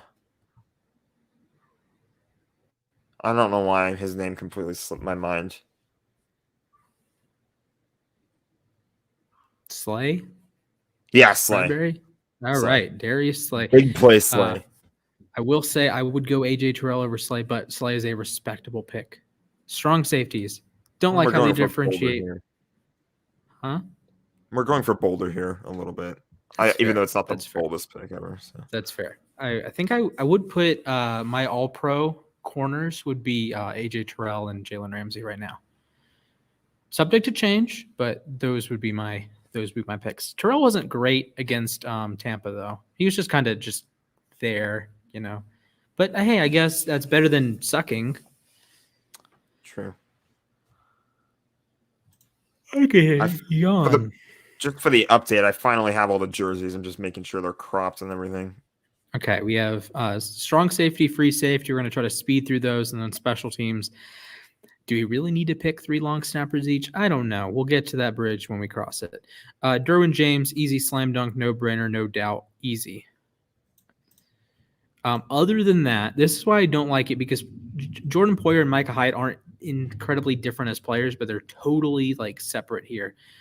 So I'm going to scroll through, make sure I'm not missing anyone, but my picks are Derwin James, Chuck Clark. You would have been the pick early in the season. Adrian Phillips is the pick now, and give me some Jordan Poyer. All right, Jack. Oops, that's the wrong one. Jack, hit me with your 3. What are we at? Strong safety. Strong safety. Yeah. Harry Hitman, Jamal Adams, Cam Curlsman. You can go with Harrison Smith. Buda Baker, yeah, for sure. Buda Baker.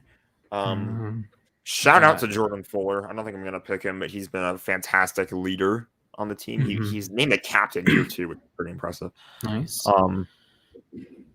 Eddie Jackson at strong safety is just weird. That shouldn't happen. He should be playing free, but whatever. The Bears are gonna bear. Bears gonna bear. I love it. Darn it, girl! You know I'm a savage. Yeah, I'll go Savage. Go Savage. All right. I've obviously only seen him once this year, but he's been fantastic. I mean, during a game once. Obviously, I look at highlights and stuff. Yeah. We got some free safety up in here. Usually, like the case of Bates, Simmons, and Fitzpatrick that had been for the last 2 years. All 3 of those guys have struggled. Bates was killed yesterday or Sunday.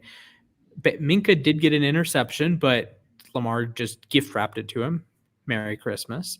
And Justin Simmons just hasn't quite been the same. But you know who has been the same? Kevin Byard. So to me, easy pick there. Byard, Micah Hyde, and Javon Holland. I'll scroll through, make sure I'm not missing anyone, and I'll say any shout-outs. Bates hasn't been good enough this season. Merrick hasn't been good. He's been good, but he hasn't been good enough. I love Thornhill, love Adderley, haven't been at that level. Brandon Stevens is an absolute disaster. All right. Oh, Tracy Walker doesn't have an interception, but he grades out super well. All right, your time to shine. Antoine Winfield has been nice. Yeah, Antoine Winfield, go with him. I think he's having a good year. Xavier Woods, Jalen Thompson's in my team of the week this week. Your boy Taylor Rapp, Marcus Williams of Minneapolis Miracle fame. He's actually been good this season. He has. Love He's Jalen always been Hawkins. solid. I mean, the Minneapolis Miracle it's going to be remembered for Mm-hmm. one play, but that's all it really was is one play. Yeah, I Xavier like McKinney's Quandre been Diggs and Xavier Quandre McKinney. Diggs, playmaker, extraordinaire. Give me one more. Joe McKinney, yeah. All right, Good. Xavier McKinney. I'm going to toot my own horn here. He was my number 12 prospect heading into the 2020 draft. Has he been that good? Maybe, maybe not, but he has been awesome, and he would be Oh my boy, Pro Bowl. Austin, get ready. I say this word to you all the time. Kickers. Woo. Okay. Justin Tucker is very easy. Chris Boswell is also very easy. He did shank an extra point, which was really one of the worst misses I've seen in a while, but it ended up not mattering. So Tucker is easy. Boswell is easy. And I think I will go Matt Bass. Is it Matt Bass? Tyler Bass. Bass. He did miss a field goal yesterday, but I'll give him credit. It was in the wind. So, it happens. It happens there. All right. And Nick Folk. Ooh, Nick Folk. Okay. Tucker, duh. Boswell, duh. Carlson's been very good. Folk has been very good. Bass has kind of tailed off. Matt Gay's been very good for you guys, too. He has. Matt Gay's been really well. He's been solid. I think Seattle was his only bad game. I'm going to go Folk, Tucker, and Boswell. All right. Hit me with your three. Okay, let's see. Definitely not going to pick Greg Joseph. He's been this year. He is 24-28. It's not awful. It's not awful, but he's had a couple bad misses and like clutch That's moments. 87%, 86.7%, something like that. Greg Zuerlein has fallen off a cliff ever since he left the Rams. Yeah, 21-26, not too good there. No, not good at all. There's a lot of kicks that like I feel like if it was pre-2019, I feel like Greg would have nailed them, but then this year he's just missing everything. Mm-hmm. Yeah, we'll go Matt Gay. Why not? We'll go Matt Gay. Right. The 66 next to Tucker's name is just so. Oh man, I still can't believe he made the kick. That was a fantastic kick. It was. Yeah. Oh man. I will scroll down. Mason Crosby. Oh boy. Mr. 67% from the whole. This is I'm mentioning his name. I'm not picking him quite yet. Okay, good. He's been a disaster. Yeah, not great. Jason Sanders, all pro kicker last year. Kickers are so hard. Kickers are so hard. This is true. This is very true. I'm glad that our kicker carousel ended on someone who knew what they were doing. Man, if you have to feel bad for Sanders because he had an awesome year last year, and then this year he just hasn't been the same. Absolutely. How's Myers been this year? 9 of 14, so not very good. Jeez. So Younghoe Koo. Koo's been solid. He's only missed 2 kicks, a little under 90%, but yeah, we'll go Younghoe Koo. Why not? All right, and then anyone else? It's hard to pick anyone else who isn't a complete disaster. I'm gonna be real. Yeah. You could go Jake Elliott. He's 22 of 24. Gonzalez is 20 of 22. Graham Gano. Well, I'd lean either Elliott or Gonzalez. Like, take your points in there. Let's go Elliott. All right. Now, ladies and gentlemen, the long snappers. Yes. I'm gonna be totally honest. I'm gonna pick the Ravens guy who I'm blanking on the name right now. I'm gonna pick Morgan Cox, the Titans guy. I'm gonna pick the Patriots guy. Oh my goodness. Who do we go with here? We just gotta pick the Rams guy and then just pick 2 NFC West guys, I guess. I don't know. I'm not even looking, but just long snappers. They Yeah, they exist. You could go Cameron Cheeseman just on name value. This is the thing I don't like about Pro Bowl voting because I'm picking 6 long snappers and 6 wide receivers. Like, these are not the same, right? Yeah. Like being the 6th best wide receiver in the NFL is an accomplishment. Well, I'm not saying being the 6th best long snapper isn't an accomplishment, but being the 6th best out of like 100 is a little bit more impressive to me than being the 6th best out of 6, if that makes sense. So Morgan Cox, there are 2 Fergusons. That's interesting. Hennessy, never stop, never settle. Kuntz, Nick Moore, give it to him. And yeah, why not? Let's go with Kuntz. All right, hit me with your 3. Just go Orzek, however you say it. I don't even know how you pronounce his name. Oof. Jake McQuaid, because former Rams. Jake McQuaid. I also like his beard. He's got a nice beard going. Yeah, he does have a nice beard. Jesus, I don't even know. Who's a good guy? Do we just off of name value? I guess. Cheeseman. It has to be Cheeseman. Cheeseman. Yeah, Cheeseman. Yeah, like Get if you're some Hall of Fame name right there. All right. Punters are people too. Punters are people too. This is a good one. Punters are a good choice. AJ Cole is so easy of a pick. I don't even have to like see the stat. AJ Cole has been an awesome punter for the Raiders this season. He's been from week 1 to week 13. He's been the best punter in the NFL. So as soon as I'm able to pick him, I will choose AJ Cole. We'll get to the hockey tier list in a moment. I finally have it set up. We have a grand total of 60 jerseys to tier list. Oh Lord, yeah, we're gonna have to go quick. Oh boy, Alberto. I didn't know it was that many. I should have stuck to like just the stadium series or something. How many? I goofed up one of the images too, so technically it's 61. Was it all of the Winter Classics or all the outdoor jerseys? Right? All the Winter Classics, all the Stadium Series, all the Heritage Classic. So any game that's outdoors. Yes. Any game that's outdoors, except for last year's because they just wore the reverse retros last year. Okay. So. That makes sense. Okay. See, this is why I don't like this method, because if you don't know anything about punting, you might choose Cameron Johnston when in reality you should choose AJ Cole because he's just been flat out better. Michael Dixon. He's my first pick. Okay. So we got. I'm gonna go Cole. You gotta go Harvin. You have to. Yeah. I know the memes, but I want like I think of myself as an educated punter, as educated fan of punting. Although I might go back and scroll. That's completely fair. Yeah, that's fine. I do like Harvin though. I liked him at Georgia Tech. He's had a couple of really good punts this year. I hit this insane punt against us down to the 1. I think like Harvin and Cook are on like the same tier. Rigoberto Sanchez, shout out to him for shanking a field goal against us before Marlon was offsides. I probably am going to go biased Ravens fan and choose Sam Cook, though. All right, Jack, you need 2 more with Dixon. Yeah, Dixon. Pinion, I like. Pinion.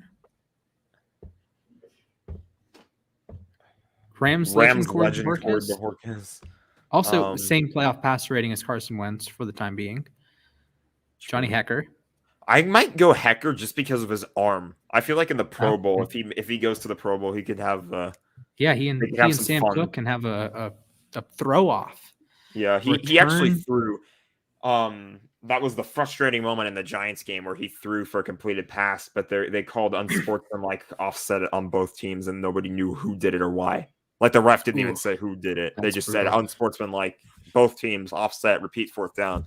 And Sean McVay was like, I just wasted a trick play on this. Yep. Oh, man. I know like the Ravens had a trick play against the Browns, ran it perfectly, get the first down, and then it's called back. It's like, oh. And then Lamar just came out and went for it anyways. Speaking of, Devin Duvernay is the best punt returner in the NFL. That's exciting. I hate that it's grouped in punt and kick returners here because it's 2 totally different skill sets, and you're going to have like totally different players here. But Devin Duvernay, no bias. Because he's just look at the punt return average. Excuse me. speaks for itself. At least your laptop computer setup should be a little bit faster than mine. So I have I'm using a pre-built Omen computer PC by this it's a gaming PC pretty much is what I'm trying to say. So it should be a lot faster. Every word you say is like dunking on me. So. Oh boy! All right, give me load, please. Hey, we could actually probably play it now because we never got into copyright trouble for playing all those theme songs the other show. You're not wrong. You could probably pull it up on your phone and get it like super close to your microphone. Can we pull up, please? I want to choose Duvernay. And fun fact, I think this is still true. The Broncos don't have a 25-yard kick return, or at least they didn't until Sunday Night Football. I don't know how you do that. Like I'm not saying kick return yards are easy to accumulate, but are you telling me that in 12 games now you haven't had one like kind of a seam and you return it 27 yards? Like that's not even a good return. That's just kind of like, okay, whatever, 27-yard return.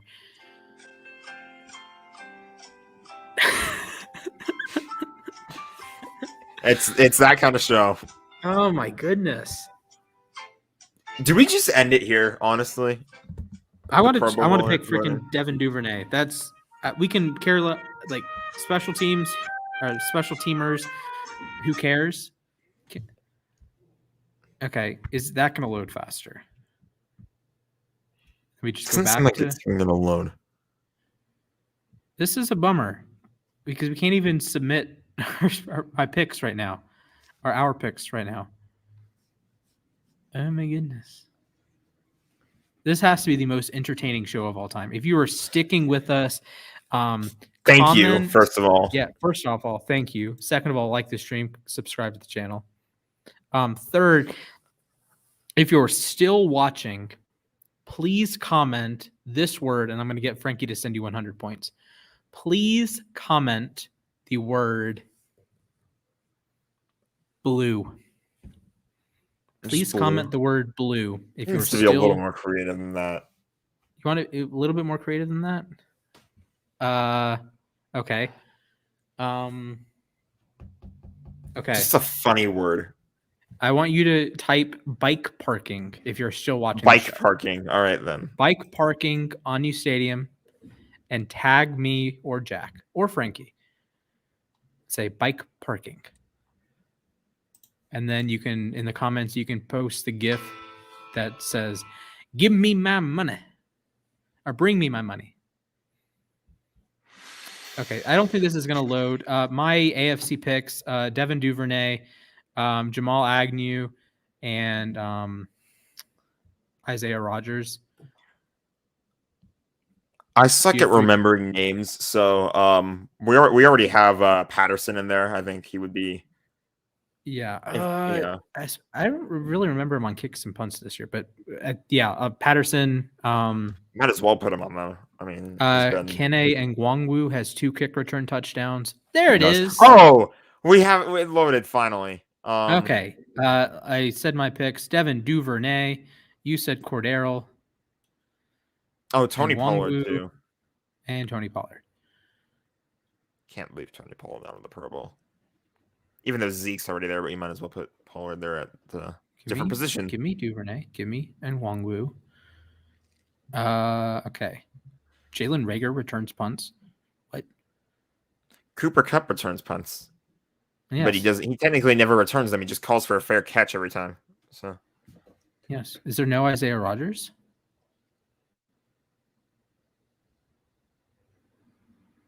Where's Isaiah Rodgers? That's weird. Ray McLeod, I'll take him, and you get one more.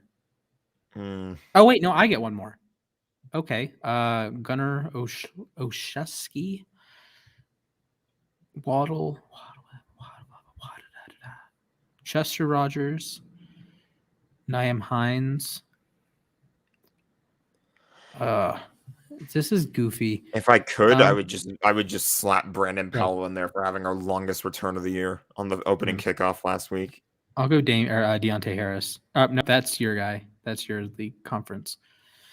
I'm not going to go Deontay Spencer because you have not had a 25-yard kick return. Jakeem Grant.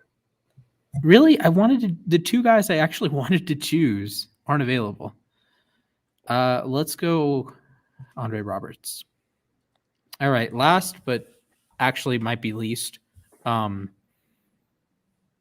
just no special stats. teamers. Yeah, just special teams. Ashton Doolin. He's actually caught a couple touchdowns in recent weeks. So that's congratulations to him. DeAndre Houston Carter. Shout out to him. He's playing real defensive snaps for the Bears and playing pretty well. Godwin Igwebuike is the name. Yeah, we're going to pick him on name value. I'm going to go with him for name value. Do you want your boy Ben Skronek? Skowronek. He actually made a sick over-the-shoulder catch. He's playing real snaps for the Rams, but that's only because I think injuries right now are a thing. But he had a sick over-the-shoulder catch. That was a huge gain. So okay, we both need one more. Justin Hardy's a solid pick. Shazer Everett. Chris Board, congratulations. Rest in peace, Trenton Cannon. I don't know what happened to him yesterday, but it delayed. Yeah, a really bad hit. I saw like a photo. There was like an ambulance out in the field too. Mm-hmm. All right, you get one more. Do we want to pay respects to Trenton Cannon? We'll pay respects to Trent Cannon. Pay respects to Trenton Cannon. Also Nick Bellore, shout out to him. I think he was a Pro Bowl All-Pro guy last year. All right, we have picked all 120 players. That is cool. And I'm going to give everyone seizures as I'm trying to scroll through these. Save these and we can compile them into a post later on. This is a good point. Or I can sit back and painfully watch about an hour of us making. We'll get like a graphic made or something later on. Yeah, that'd be sick actually. That'd be cool. If we had like if we get Henry and Javi, like one of them does the AFC, one of them does the NFC, then we have like Splash's AFC Pro Bowl picks and Jack's NFC Pro Bowl picks. That'd be cool.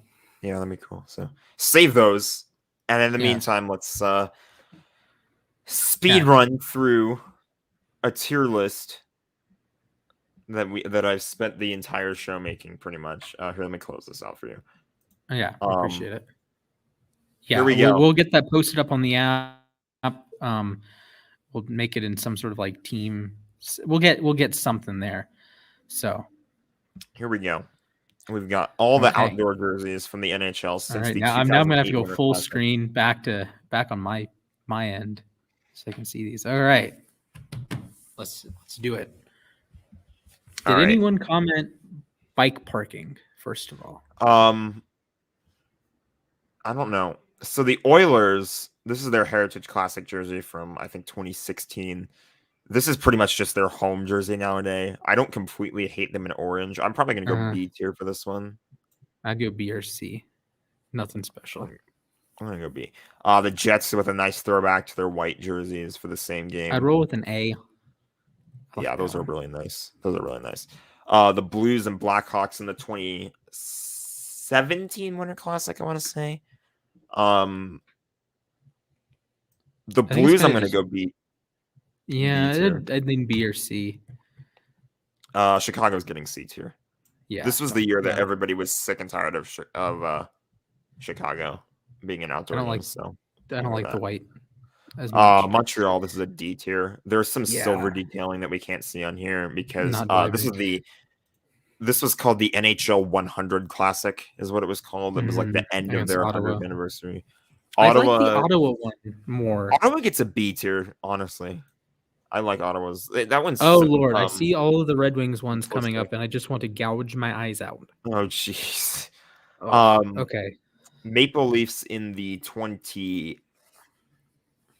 Oh no, this is the Centennial Classic that they had. So I kind of want to go C. That one, B or C. I don't love it. I'm gonna go C. Red Wings. F. D tier. Should have had. This is where I had a bit of a goof. I put the Rangers and the Sabres in the 2017 Winter Classic, or was it 2018? Might have been 2018 actually. Whatever the 10th one was, I put them in the same picture, so they got to stick together. I'm just throw it in B tier. Yeah, I mean, they're not terrible, but they're just like throwback-esque jerseys. I mean, that's pretty much what you get in the Winter Classic. Flyers. I don't hate it. I like that more than the Blackhawks one. This was 2010 Winter Classic. It's pretty much the same jersey they wear now, though. I'd probably go B tier. Yeah, I'm gonna go B. B or C. Boston. This is their 20, but 16 Winter Classic, I think. Yeah, I don't hate it. I'd probably go B for this one too, honestly. Yeah, I'll rock with that. I like the different Canadians there. Like, I appreciate that they tried something different. Did it come off? Maybe, but it's much better than the other one. So I'd probably go A. I'm gonna go A. I actually really like this one. A. I think it's pretty clean. Fun fact about this one: we actually had a PK Subban, one of those, and we got it right before he got traded to Nashville, and then we got a PK Subban Nashville jersey, and then a little bit after that, he got traded to New Jersey. So yes, he was going all over the place. All right, Blues. I don't hate Blues with the antique white. This is their. I don't remember what year Winter Classic this was. Oh no, this is their upcoming one. Actually, this is. I could go. I mean, I'm cool with an A or a B on that one. Yeah, this is nice. Like a low A, high B. We'll go A. Why not? We have a lot. There haven't been any bangers yet. Maybe my expectations are too high. Red Wings. Detroit 2009 Winter Classic. Really? Why? I get that you have to freaking wear red and white, but why can't you make a good-looking jersey? I have a bit of a hot take later on. C tier, I guess. Yeah, we'll go C tier. Pittsburgh 2008 Winter Classic. I hate how the Penguins have black and gold, and they do a good job on their jerseys. They do a good job with the blue ones, honestly. Yeah, I'd go. I'm gonna go A tier. Yeah, haven't had any bangers yet. Blackhawks 2009 Winter Classic. It's hard to see, but I don't think it's anything special. Yeah, I'm gonna go B for this one. Penguins. Just throw it in A. Just throw it in A. Yeah. Say no more. Of course. Flames Heritage Classic 2011. I don't think I've ever seen this is loud. This is like a loud jersey, is what I'm describing. I think if we gave this to people to do, they'd either put it in S or D and nothing in between.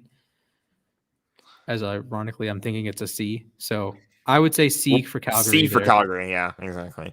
Avalanche 2020 Stadium Series. That's very busy. It is.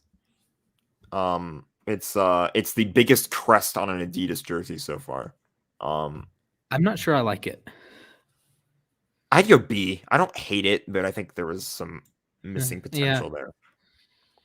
And actually, I'm going to skip ahead a little bit too, because the Kings played in that game. This is their Stadium Series jersey for 2020. I'm going to go C tier. Ooh. No, I'm going to go B, actually. I'm going to go B. I don't hate it, but it feels like I like a little bit more. All right. Boston. 2019 Winter Classic. It's better than the next atrocity.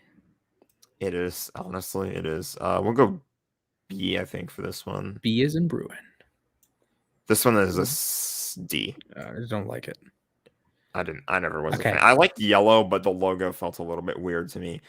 Jack, I know you hate the Ducks, and I know you call them the Sucks. But to be honest, I don't hate this jersey. I like this. I like it. I like it a lot. If I played NHL, when I get off the show, I have to go do the fantasy show. But in theory, the next time I play NHL, I load up the Anaheim Ducks. Shout out to Anna, because that's what it shortens to on NHL. I would wear that. So I'm teetering between S and A. I think it's the best one we've seen so far. I do like the Canadians and the Blues ones in A are beginning to grow on me. So we might have to do some adjusting at the end, but Canadians one. I mean, there's 60 of these. We have a lot of time. That's a good point. Right. This Canadians, this is what they wear all the time. We're gonna go D tier, but it's only because it's what they wear all the time. Good job, Canes. Good job, Hounds. I like Blackhawks wearing a black jersey. I think that's actually really nice. This is their 2014 Stadium Series. I'm gonna go A for this I would say A tier. Yeah. Oh boy, Philly! What are we doing here? Black and orange only for the. I don't hate it, but I don't. So this is the tough thing. This is the tough thing. In 2017, the Penguins and the Flyers played in the Stadium Series. at Heinz Field. In Mhm. 2019, the same exact two teams played in the Stadium Series, although this one was at Lincoln Financial Field. Mhm. So they had fun in those 2 years. I Yes. don't remember which ones are from which year. I I'm have gonna to go see the logo C up tier close. for the This Flyers one one. goes, yeah, C tier is fair. Jets, I think all of their jerseys are A tier, at least A tier. Yeah, I I like the think I'd navy put the blue jersey. retro reverse in the S tier, but S tier has been super tough to get into today. Yeah, it's been tough. It's been really, really, Dallas, really tough. Dallas Winter Classic, oh, 2020, I think it's okay. B Maybe tier, B, C. B tier, in my opinion. Hate how the Penguins always have good jerseys. A tier. Yeah, this one's really good. Vancouver. Vancouver Canucks in the 2014 Heritage Classic. See, I like the idea. I don't like that it's. I guess it is immediately recognizable as Vancouver, but It's not great. I don't like the throwback colors. There's too many stripes. I get I it's think trying it's to be a C. throwback to like an old Vancouver Yeah, I think it's a C. or something, but no, it's a C tier. I like that more than the other Maple Leafs one we These have up next there. two are the 2014 Winter Classic. This Leafs one is B tier, maybe I'd A go tier. I'm B. teetering. Yeah, I'd probably go B. Let's go B. The Red Wings Red finally Wings. don't have an atrocity. I think that is The antique white paid off. Yes, I think probably a B. Yeah, let's go B. A lot of B tiers so far. Blackhawks 2019. Is that Blackhawks? Yeah, that's the Blackhawks. Okay, because it looks like the Columbus like alternate with the cannon. I know what you're It talking looks about. like Yeah. that one. I can So see I was it. about to say S tier, but okay, considering that I can't even distinguish the team upon looking at it, that caps how high I can be on it. B. Let's go B. Yeah, because that looks identical to the Blue Maybe Jackets. C actually. Honestly, I might move it lower. Because it's completely devoid of color, and I'm not a fan of. Again, this is about the time when everybody was sick of Chicago being in outdoor games. So, yeah, I gotta see. Ugh. This okay, and I don't hate it. Getting a the closer Rangers picture of it. I don't hate it. 2012 Winter Classic, not bad. I've B tier again. I think it's a little too old timey for its own good, so Yeah. B is fine. Antique white they went heavy with in the Winter Classic. Leafs these were an eyesore in the 2018. Like actually on the ice probably looks like a disaster. I'd probably They go wore D white on that pants with these. Nope, D. Just They were no. Sharks. Yeah, I don't hate it. We're kind of vibing with it. I'm gonna go B tier for this one. I think the Sharks did nice with that. Not terrible. Chicago didn't screw this one up. Chicago, I like these. This is the 2016 Stadium Series. There were 2 games in the 2016 Stadium Series. There were 4 games in 2014, 2 in 2016. Every other year they've done a Stadium Series, there's only been 1. So I don't know why it's still called the Stadium Series, but who knows? what are you gonna do? I guess at the end of the day, it's a tier. grand total of series. It's like a series of games. So what are you gonna do? I like the wild one. The wild one is A tier. I really like this wild one. The green is really nice. Why do the teams I hate always have good jerseys? I'm teetering on S and A tier here. I really like the Colorado. I'm gonna go A tier only because the logo could have been better. Okay. They could have executed that a little bit better. I actually really like this Detroit one. I don't hate it. It's A or B. It's honestly A tier worthy in my opinion. That could be our bold take for the day. Kings 2015. This goes B tier. I own this jersey. As a jersey on its own, I think it's fine. Again with the white pants though, and they just copied San Jose. Like literally both teams had the same exact design pretty much. So yeah, so that's fair. Why do the teams I hate always have good jerseys? Capitals, this is A tier. I like it a lot. Flyers. I feel like that's not too different from like a usual Flyers get up. It's a little different though. I think this was 20. Or like I guess striping is a little different. 12 Winter Classic for them. If I saw Flyers in orange, it's like okay, cool, whatever. Yeah, this is nice though. I don't hate it. We'll go B. B tier has been fair. Buffalo 2008. I think the white works for the Sabres. This is pretty much the jersey they wear nowadays, though. So we can That's go true. A tier though. It's not a bad jersey. Capitals 2011. Why do the teams I hate have banger jerseys? We'll go 8. They A were tier. obsessed with that style for a long, long time. Like they even have red ones for the. They brought it as like their alternate, and then they have red ones for home games now. So that was fun. All right. Blackhawks 2015 Winter Classic. This is a D Better tier. than some of their other. Oh, I think it's better than some of their other ones. Do we go C tier? Yeah, C tier We is can go fine. C tier. It's better than some of their other ones, but it's It looks basically pretty much identical what to they the have first now. one. Yeah, it's So pretty similar. This is an A tier, the Kings 2014 Stadium Series jersey. I cannot explain to you how badly I wanted this. I love the gray here. I think it works as like the full did they color. wear that against Anaheim? They did. I think you might need to move the Anaheim and the LA Kings one up to S tier. Do we go S? You know, I'll move the Kings one to the S tier if we can, or the Ducks one to the S tier. I'm gonna go S tier. That is like jersey porn. Where right is there. it? I own this. Let me find it really quick. It's really small. For our longtime listeners, if you remember, we did the reverse retro. This is, to me, the Golden Knights playing the Avalanche. Perfection in a matchup. Or the Wild. I actually own the Wild one. Yeah, that's I like it a lot.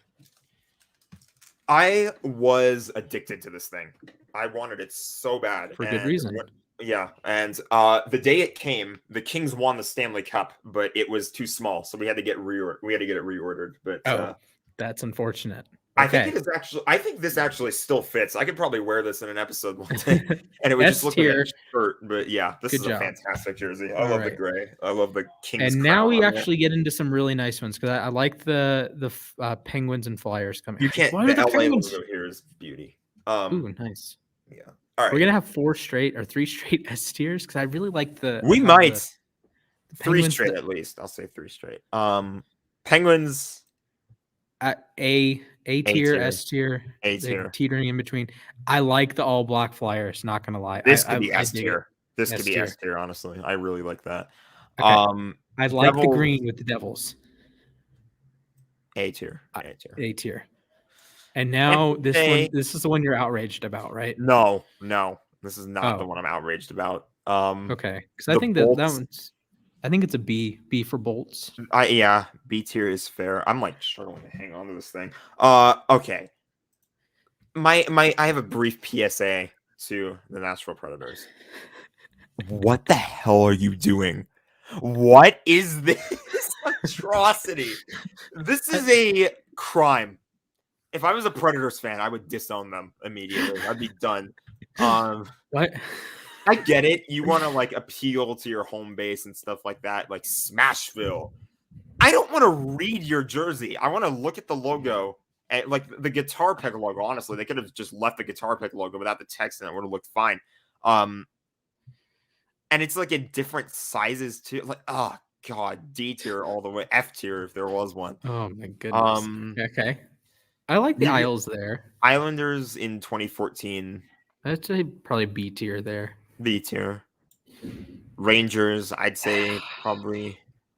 I don't love it. I think it's C tier. Yeah. I don't completely. It cuts out some of the yoke. This picture has like a nice jersey yoke on there, like that's what the yoke is. But I like the Ottawa one. I probably. I'm gonna go C tier for Ottawa only because they wore this one in a black version all the time. Like they just got so sick of what they had and they just wore those. I don't like it as much as the red one we have in the B tier. Penguins, it just works. It just works. It really does. Calgary also works. That's a beauty. Yeah, that one's an A tier. A is in Atlanta. We have the oh boy. Don't remind Atlanta of their hockey teams. We have the Christmas sweater Minnesota Wild. They're wearing this year in the Winter Classic. I like it. If I didn't already own a retro reverse Kaprizov, I might think about a retro reverse or one of these Winter Classic one. Yeah, I think we need to put both Minnesota and the Capitals ones together. So would they be A tier, S tier? Because I think the Capitals is S tier. Okay, I would go both S tier. I think both of them are really nice. What I love with the Capitals one is how when you're wearing it, like those stripes on the side make it look like you're wearing the American flag over your shoulders or something. I think it looks really nice. That's cool. And then that last one I can't read. It's the Predators. And again, I don't want to read your jersey. Okay, so, there we go, ladies and gentlemen. It's better than the other one though. But we hate the Predators. And if I hate your team, chances are you have some banger jerseys. Exactly. Other than the Ducks. I don't hate the Ducks. So, but I guess I don't know.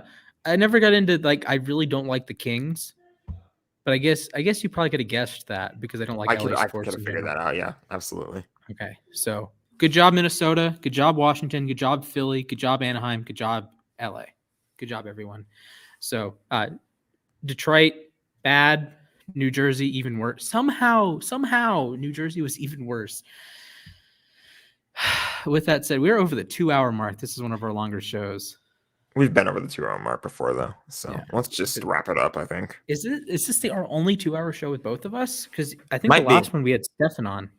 And we went for like almost 2.5 hours. We had a lot to talk about, though. So that's true. So we're going to have more to talk about Thursday. Both of us will be back Thursday night. We're going to have to scrap our replay idea for the time being, but the play, I don't know. We need to figure out a name for it. We'll figure out a name, but we're going to be watching games live. We won't have any copyright stuff. That'll be out of the way. Yeah. We don't want another warning. That was bad. That was shame on me. So, sorry, YouTube. My idea. With that said, make sure you smash that like button. Don't do smash bill, but smash that like button. Ring a ding ding, that Le'Veon notification bell.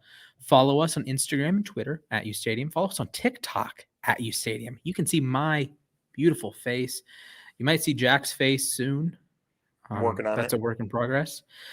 So thank you guys for watching. And as always, Aaron Donald trains with knives. And this week he trained with knives to a 95.8 PFF. Fantastic. So Aaron Donald, with knives, absolute god tier. All pro. He might be Defensive Player of the Year again. 4-time potential Defensive Player of the Year. Ridiculous. Boom. With that said, folks, Aaron Donald trains with knives. Peace out. Oh, did we both click?